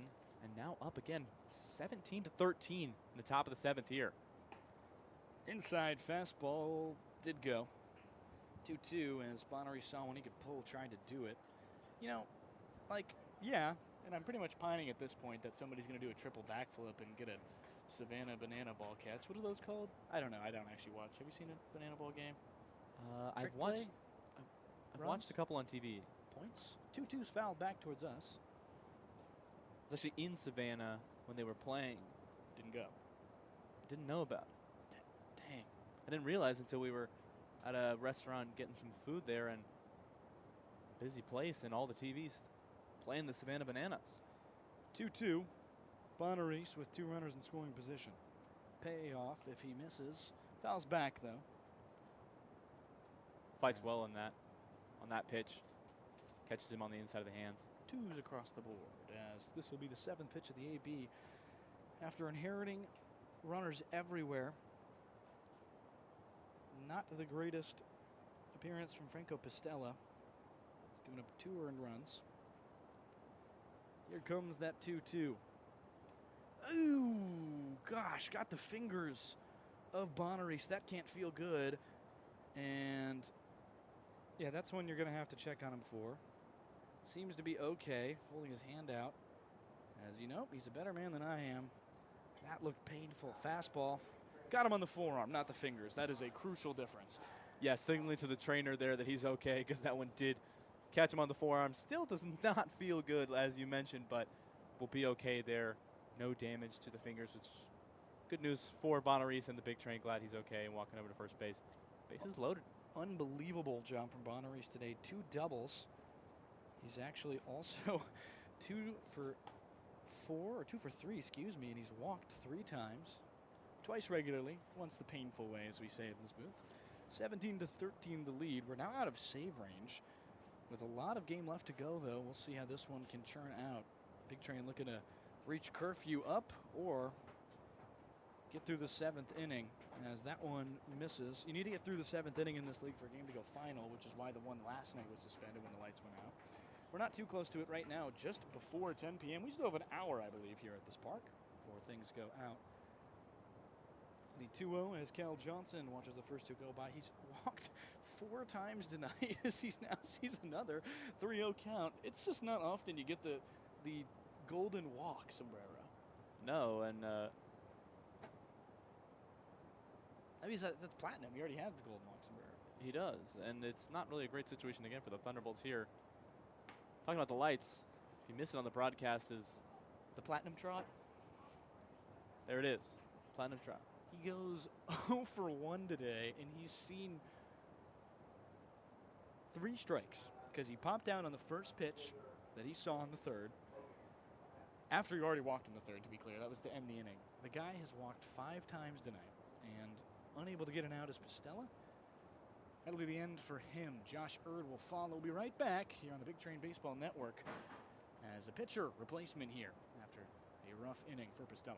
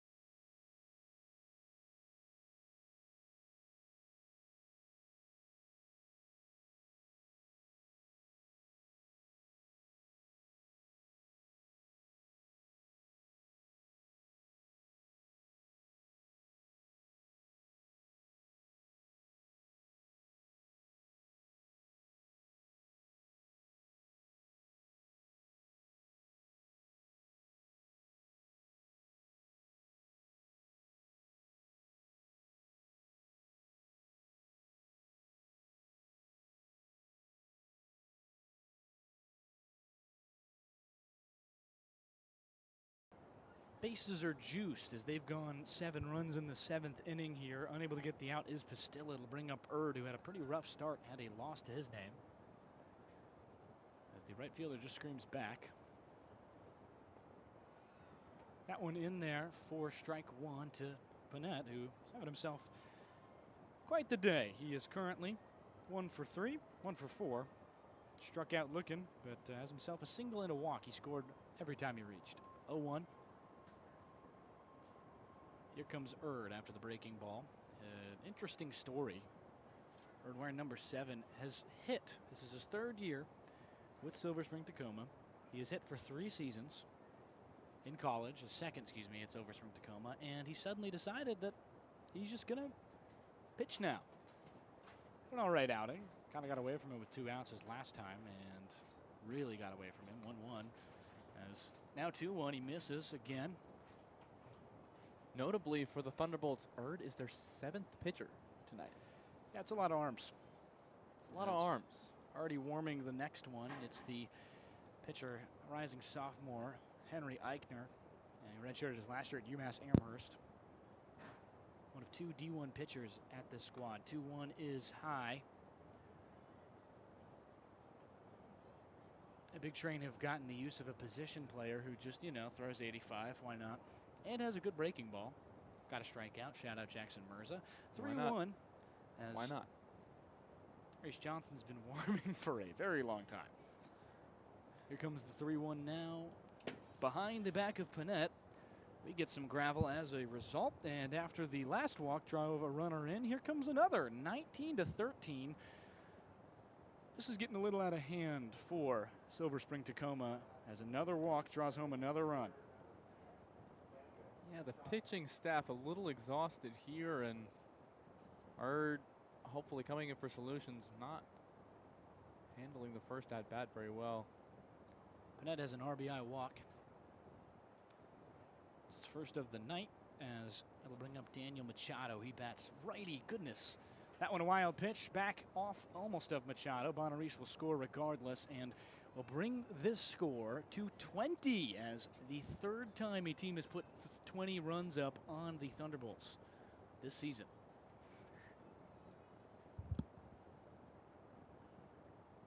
Really a tough start, young season. They're 1-3. So still in this game given the current state of things. 9 runs now to answer there. 9 unanswered in the bottom half of the 5th. So all even as the 7-run lead has returned for the Big Train. They've given it up twice now. This is the third time in this game Yeah. the Big Train have had a 7-run lead. Oh, baseball, the magical game you are. 2-0 from Erd. Things not getting better. Machado watches one high, and he currently on today has a 2-for-3 day with 2 walks and a plethora of 3 RBIs. No, 4, excuse me. He actually got 2. He gets credited with the second one on that single into right in the 5th inning. So 4 RBIs under his belt. 3-0. High again, and he'll get his 5th on in. Just kidding, there's nobody at first. A walk as the wild pitch scored a runner during that at-bat. It's 20-13 still. Losing track of runners here as my scorebook running out of room for the 7th inning. I'm running out of innings on the scorebook, actually. We're going to have to get into the AB runs, hits, and RBI totals, which not great for my tallying. Here comes the first pitch to Emilio Gonzalez after the walk from Machado. Erd does find the zone there. Gets ahead in a count. 0-1. Gonzalez. 6'3", 235. And out of Nova Southeastern is the 2025 Outstanding Hitter of the Year. He's got bases juiced. Lined comebacker off the foot of Erd. It gets into the outfield. 1-1 will score. Here comes a second and a RBI, 2 RBI single for Emilio Gonzalez. That one gets off of the foot of the shortstop. Play at the plate is not there. 3 runs come across. 2 of them will be RBIs for the likes of Emilio Gonzalez. And we are back to the man who hit the triple to send this game into the lead, and it is a completely different game. He came up to the plate last time 11-13 or 12-13 down. It's currently 23-13 in the 7th inning. It is a 12-run inning for the Big Train. And I don't mean to rub it in for those who are loyal listeners at home, who we much appreciate, but just getting to be at the ballpark tonight is really a pleasure. This has been such a fun game here. How often do you see 36 combined runs? Looks like we're playing a game of football and we missed some extra points. Some bad kicking here at the ballpark tonight. Touchdown to field goal away. Thunderbolts 1-0. Here comes the pitch from Erd. Down the middle. It is a hard ground ball over to the right side. He gets through. Second base side, it's a single. And Hack has his second hit of this 7th inning as they threaten now with only 2 runners away from batting around twice. Hard-driven ball there in between first and second. Thunderbolts having no answer for the Big Train bats in this inning.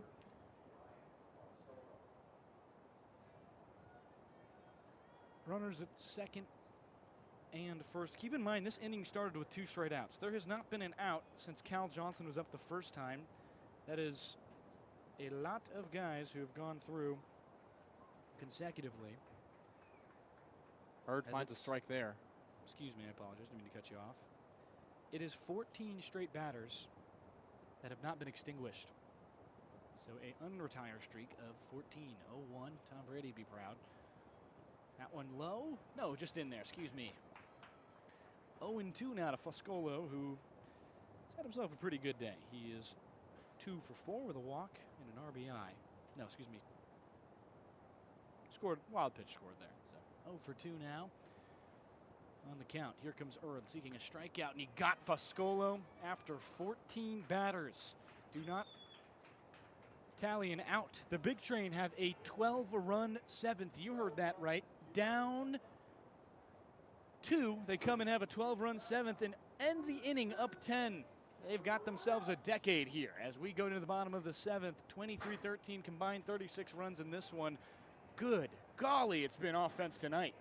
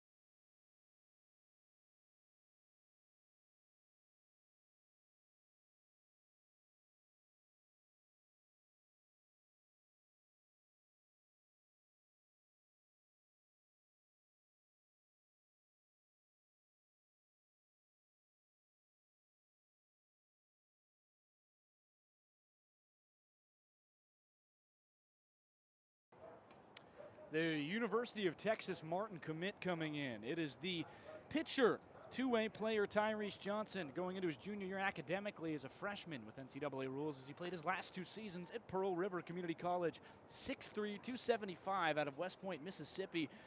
This guy has got a powerful fastball and had a pretty good year last year at Pearl River. And an interesting part about him, so 2025, his first year at Pearl River Community College.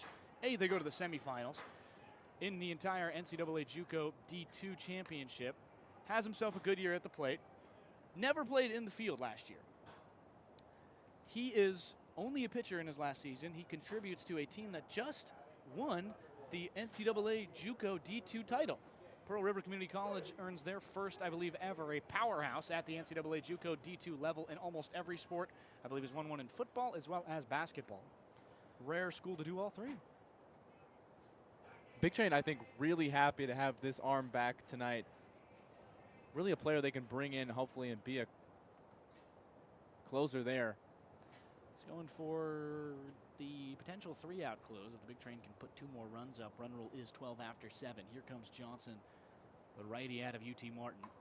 Hits the first batter in the head as Jeff Bagwell-esque is Joey King's first reach.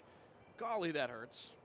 So maybe not the perfect first pitch in there for Johnson, but definitely looking to get back. You can see he's got a lot of power. Just an odd night. Wonder if that noise picked up on the broadcast, as that was Joey King, who seems all right at first. Umpire having a laugh with him. Trainer for the Thunderbolts going over there and checking in on him after he gets hit to the head, making sure no threat of concussion there after that one. Yeah, that's why I wear the helmet. They've come so far as Johnson, pickoff attempt at first. Makes sense. He did just rattle the guy. Maybe he can get an out here as he surrenders. Hit by pitch here. Johnson, hard fastball on the outside of the plate. He's going to be interesting to see. He had a bit of a walk problem in his 2026 year at Pearl River Community College. Gave up 16 walks as opposed to 8 hits, struck out 7. Didn't hit any batters, as that one is a wild pitch. Johnson has been warming up, keep in mind, for over 45 minutes. It's not easy as a bullpen arm to get into a situation where there's 2 outs, you get warming, you feel like you're going to finally have on track, then your team just goes out there and, scores 12 runs. That's a new one. Haven't heard that coming too often. 23-13 your score. Yes, this is baseball. Summer Collegiate League Baseball on the Big Train Collegiate League Baseball Network.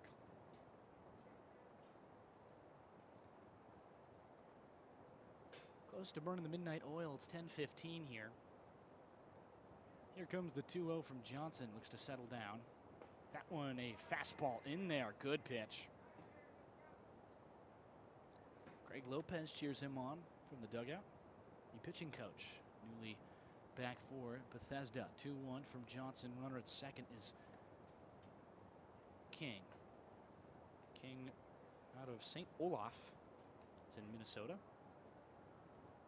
Batter is Aiden Prell. He's the second baseman tonight. Interesting tidbit about St. Olaf, one of the best choral programs in the country. Foul backwards. What does that mean? Singing. Choral. Oh, chorus. I see. Choral. I got you. I was thinking like marine biology, and I was like, I see. Not quite marine biology. Choral Music. in Lake Michigan or Lake Superior. Great music school there at St. Olaf's. Full count. He walked him high fastball as Johnson tries to get under control here. Prell is on with 2 runners, no outs, and something brewing here maybe for the Thunderbolts, who are not trying to go down to a Big Train squad that has put up 12 in the top half of the 7th inning. Zach, I love the game of baseball because just you've got no idea what's going to happen any given night. It's 23-13 in a game that we were thinking surely it couldn't be as crazy as last time. It's crazier. If you weren't there, the opener, Big Train won. It's their 1 win. Here comes the first pitch from Johnson, a breaking ball. Did he go? They will rule he did not 1-0. I don't think we can honestly say that we've had a boring game yet so far this opening week of Big Train baseball. Absolute missile down the line. This one goes foul, way foul, but I almost hit the parking. I'm pretty sure that narrowly missed the traffic light. That is probably 430 feet away.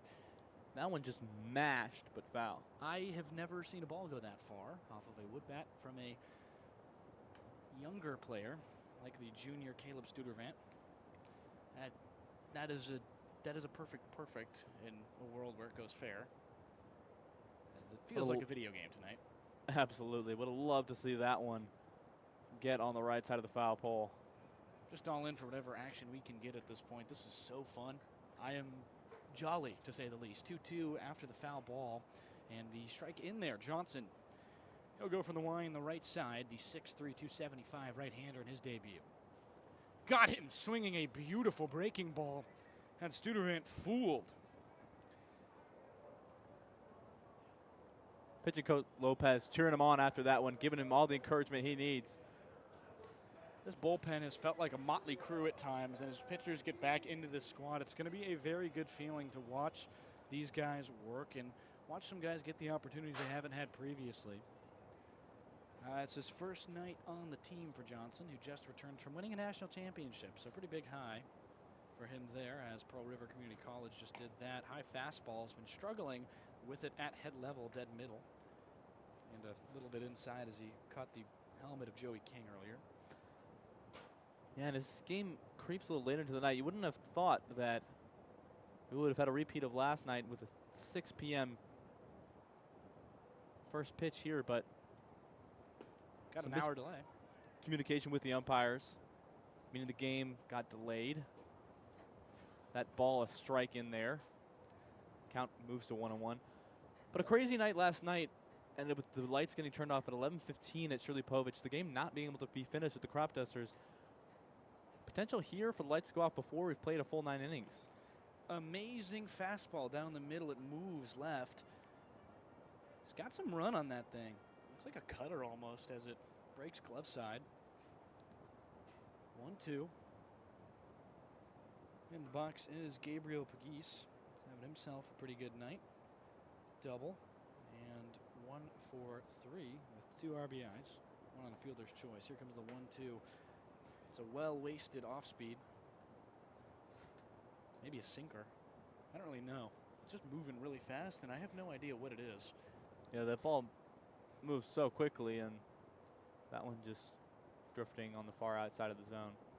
Everything he's got, a lot of movement as a pitch clock violation from Tyrese Johnson, who's never played with the pitch clock in college. Pearl River Community College at that level does not have it, I believe, or did not have it last season, may have had it this season when he was pitching. We'll see. 2-2, though, the count, as he gets, I think, a warning first. Steps off the man at second, nobody there to collect, as up 10, I'm not sure they're trying to do anything. As 3-2, it's a pitch clock violation because he doesn't throw it back to the runner. So it's a disengagement, which is fine. You have infinite disengagements in this league. There's no 2 limit like the MLB. But it does give him an extra ball. So 1-2, count goes 3-2 without another pitch. Here comes the full count now. A beautiful strike 3 curveball got him looking. As 2 runners on. 2 go down in a row, swinging for Studervant, and Pagis just watches a breaking ball go down Broadway and disappear. And to tell you how long the 7th inning has been, a fire truck has gone out, come back, and left again. It has been quite the time here. You don't put up 12 every top of the 7th. These Big Train doing a fantastic job on offense, something that we've been missing, really, as 14 batters in a row go unretired. Yes, and Johnson here finding a little more rhythm with the strike zone. Big swing at it there. Count 1-1. Unsure what kind of curveball that is. It looks to me like a 12-6 because it just goes up and down. Maybe has some arm side movement, but here comes the 1-1 from the righty. Did he go? Did not. As Gramercy eats it, they look for an appeal. 2-1 the count now to Nolan Cutney, the first baseman. He is 0 for 3 on the day with an RBI on the fielder's choice as well as a walk where he ended up being stranded. High fastball. And the count goes to 3-1 to Cutney. Great grab by Gramesty there. That ball high up and moving quickly. Makes a great stab at it. Keep that ball from going wild and runners from advancing. Comes Johnson, 3-1. They'll say he did as the count goes full. Kind of gave a half-effort swing at that one. That breaking ball has just got, looks like it's going to hang because you're not expecting a 12-6. Doesn't hang. It starts above his head and drops to the shin level of most of these guys. The movement of that pitch is incredible. Full count pitch here. Huge for Johnson. 3-2 is low, and he walked him. Cutney will load the bases with his free pass as no hits off of the debuting Johnson. He's got a pretty good curveball. Nobody can hit anything he's thrown other than Studervant, who got ahead of that breaking ball and sent it to Mars foul. Bases are loaded for Trent Lopez, who got that big rally going when they went up 13-11 after it was an error and left by Panett. Smashed a ball, and it was just a difficult play. I don't know if I fully call that an error. Panett has to go up in the air to grab that. It just goes off the top of his glove. Ground ball left side to Carpenter. He'll just step on the bag, get the force. Johnson allows 3 walks in his debut inning, but nobody comes across. He gets out of it with 2 strikeouts. Fantastic inning for him. We'll go to the top of the 8th. If 2 runs are scored, the game will end, either when it happens or when the inning ends. We'll see. 23-13, unbelievable score after 12 unanswered from Bethesda.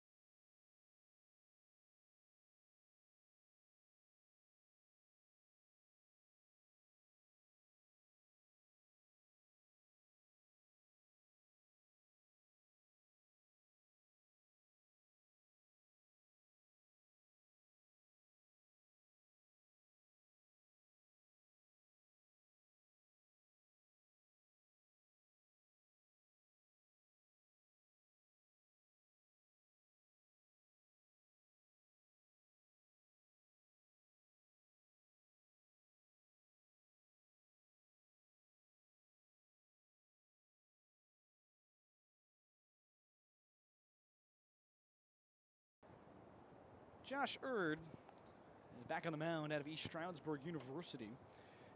D2 University. The Romans?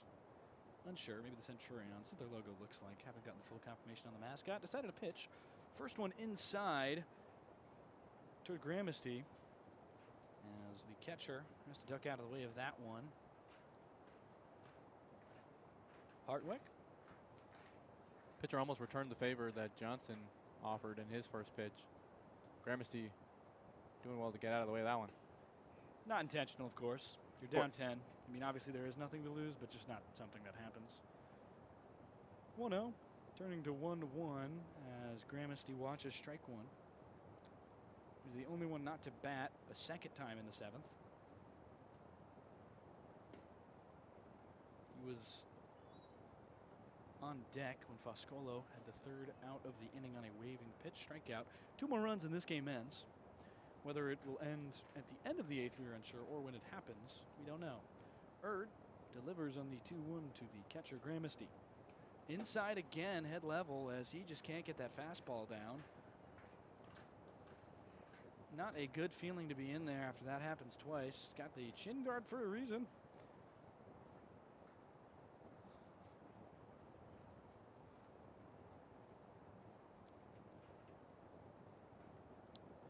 Two head level fastballs on the 1 on the 0-0 and the 2-1 on likely accident for Erd. Here comes the 3-1, a high fastball. He walked him, just can't get it in the zone. As it'll put the runner on first in the top of the 8th inning here.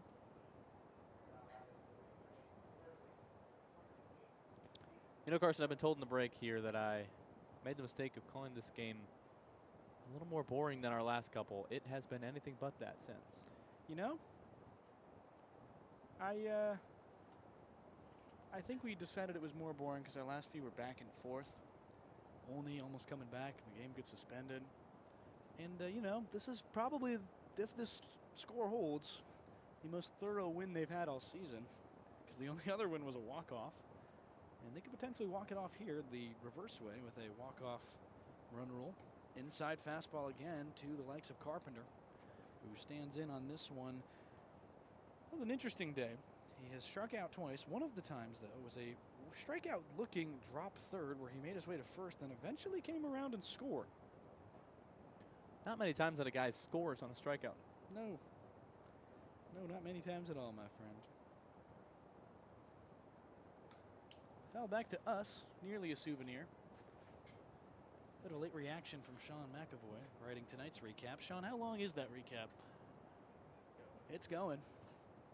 Probably the highest word count we've had on one of these recaps. Go check that out at bigtrain.org. That's BIGTRAIN.org. Here comes the 2-1 from Erd. High fastball again, and Carpenter in walk range. He's already walked twice today after his 2 strikeouts, both looking.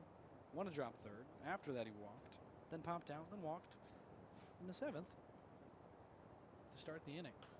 Start the second inning, excuse me. Second 7th. He was actually out to start the 7th, as on that pop out. I mean, that's an absurd. We have to go back on that because they scored 12 runs after going down first 2 batters outs. Just not too often you see that. Fouled back by Carpenter. Full count from Erd. Right-hander, the pitch inside, and he will give another free pass. This one getting away from Erd again. Not able to really find the zone too much, and these big train batters know it, and they're not swinging. Strike zone's been hard to find so far for most of the pitchers on the Thunderbolt staff so far. I mean, Erd is the 7th pitcher big train has seen so far. With that walk, that is the 21st of the season, or of the night, sorry. Of the night. You know, you would think with a number like 21 it would be the season. It is not. Nope. 21 walks in the night, you know, piled on by 10 hits. 15 runs brought in of these 23, so 8 unearned. Or 8 on non-scoring plays, excuse me. On an error, or a wild pitch, or some other issue. Here's for both sides tonight. Some got out of hand on everybody's defense. Big Train looking like they might prevail as the 1-0 misses to the leadoff batter Bonaris, who's also having himself a pretty big bounce back night. He's 2 for 3 with 3 walks, a hit by pitch, one of them, as he also stole 2 bags. 2-1. Good pitch, 2-2, as he watched the last 2 go by.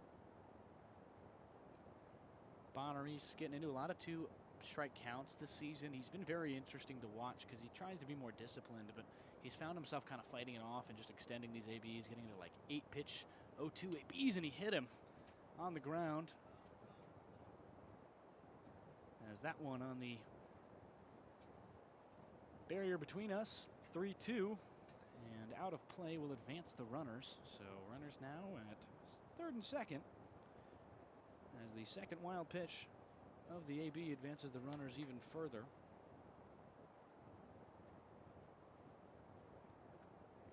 Hurd has to be careful here, or he will have more runs put in by the big train. Here comes the 3-2. That one is high, and Bonaris is walked. He'll take the empty bag at first. Will load the bases, the game-ending run on second. I mean, I guess, is it still the winning run? The winning early run. Because you could also argue the winning run came across with Will Hack, but I don't know. A lot of theatrics there, and St. Olaf, we mentioned a good chorus school, but I don't know if there's any good theater schools of anybody playing tonight. 1-0 is outside after Cal Johnson will bat from the left side now, who has had one of the more unbelievable nights I've ever seen. He has walked 5 times. He's going for 6. He's 0 for 1. 2-0. 6 walks potentially as you think about that pop out in the third inning and wonder, is there a way we get 7 walks tonight out of a guy? Which is unreal to even think about. 2-0, Johnson will stand in against the righty Erd. He bats from the left side as he switch hitting tonight. Hartwick can't frame that one. Another high fastball from Erd as this is 3-0. Yeah, and you talk about Johnson walking that many times. I mean, his bat already has a reputation, and not wanting to throw too many over the zone for him, as first strike for Erd in this at-bat is in there.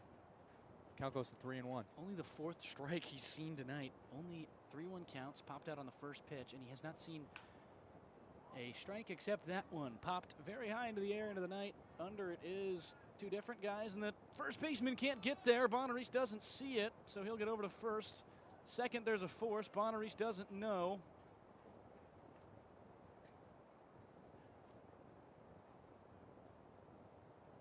That one not caught. But by reaching without Bonaris coming off the bag, I believe it. Bonaris not moving on that ball. Power move as Panette is out because Bonaris doesn't move. So he then crosses the bag and then becomes out because he's crossed the safe plane at first. And Johnson, after hitting the ball into right field and getting anything that I think the play ended before things were really determined. Runners at the corners, there's 1 out. Panette is being pinch hit for, excuse me. A lot going on. It's Aaron Reitnor. He's got his first at-bat of the young season. Notably, there was a run scored there as well. Yes. To be fair, that is an RBI single for Cal Johnson, who then is out. Who also got out on that play. Logan Panetta is pinch hit for, as I just mentioned. That kind of a sacrifice then? I don't really know. I'm just going to mark it down as an RBI single for those of you who are still attempting to follow along with the scorebug. If you're not, go to the Cal Ripken Senior League website. You can see this game in all its glory. You know, we did mention how exciting it is a game to watch. 1-2. Winning run technically on third as Reitnor watches strike 3 in that low portion of the plate. Definitely still exciting for statisticians, but maybe a little more difficult with all the things that have happened tonight to just fully understand what's going on and figure out how to mark everything that happens in a book. And that was one of the weirdest plays I've ever seen at first. That's a new one. 0-0 count is lined in the air to right into the barrel. Silver Spring night.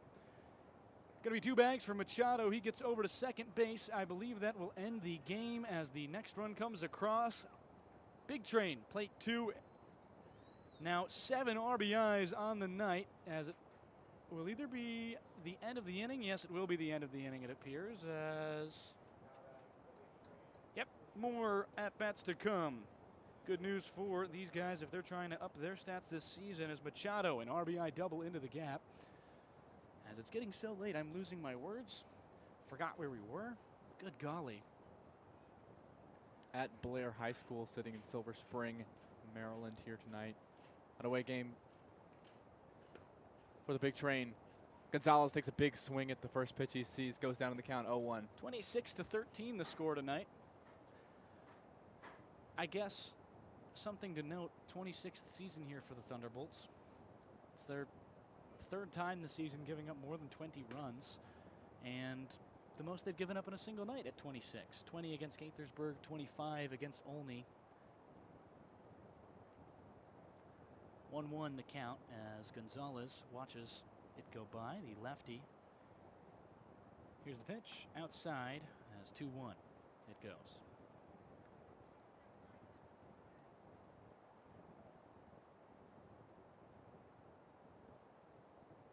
Got 9 minutes left in this game as the lights do go off at 10:45.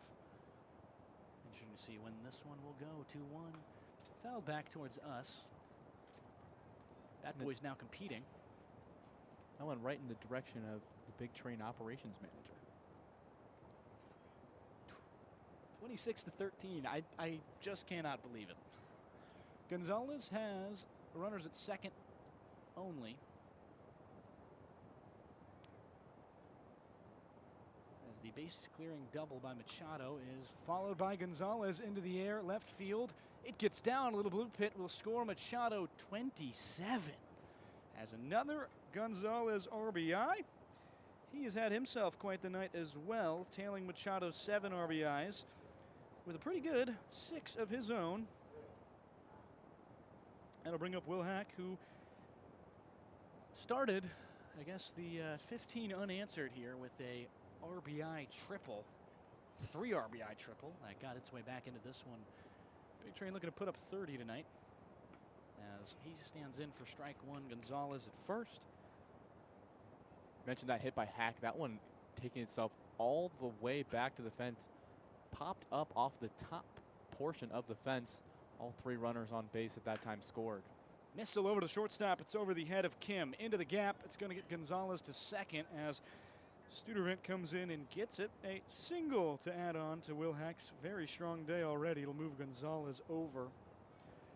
This game, keep in mind, will end in just 7 minutes. We have confirmation the lights go out at 45, and we will go to the lights go out or the inning ends. 2-out rally continuing here for the Big Train as they've officially had all batters go in this 8th inning as Foscolo the last to do so. It'll bat around here as the next one to go is TJ Gramesty, who I believe will likely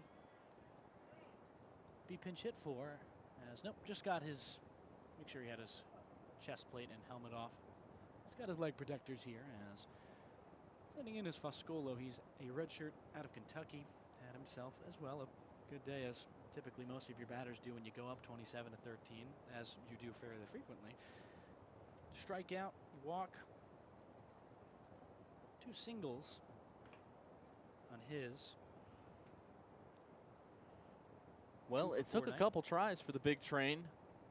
They got ahead early, lost the lead, had to get ahead again, lost it again, and now they pretty solidly have it. 0-2, Foscolo ended the 14 unretired streak here in the 8th. This one sky in the air to center field. It's kind of in.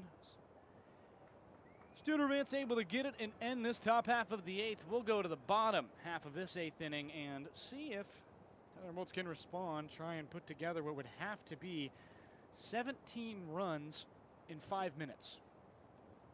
Be right back here on the Baseball Network of the Big Train.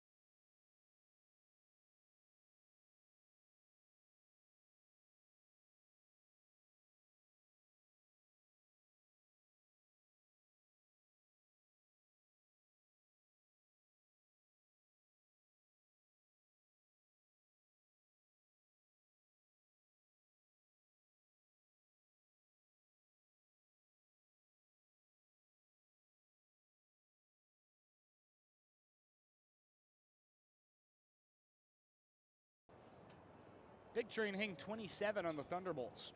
27-13, our final score of the night. This one just never seemed to end. A nightmare for the pitching staff of the Thunderbolts. Not great for the Big Train, but they found their way regardless.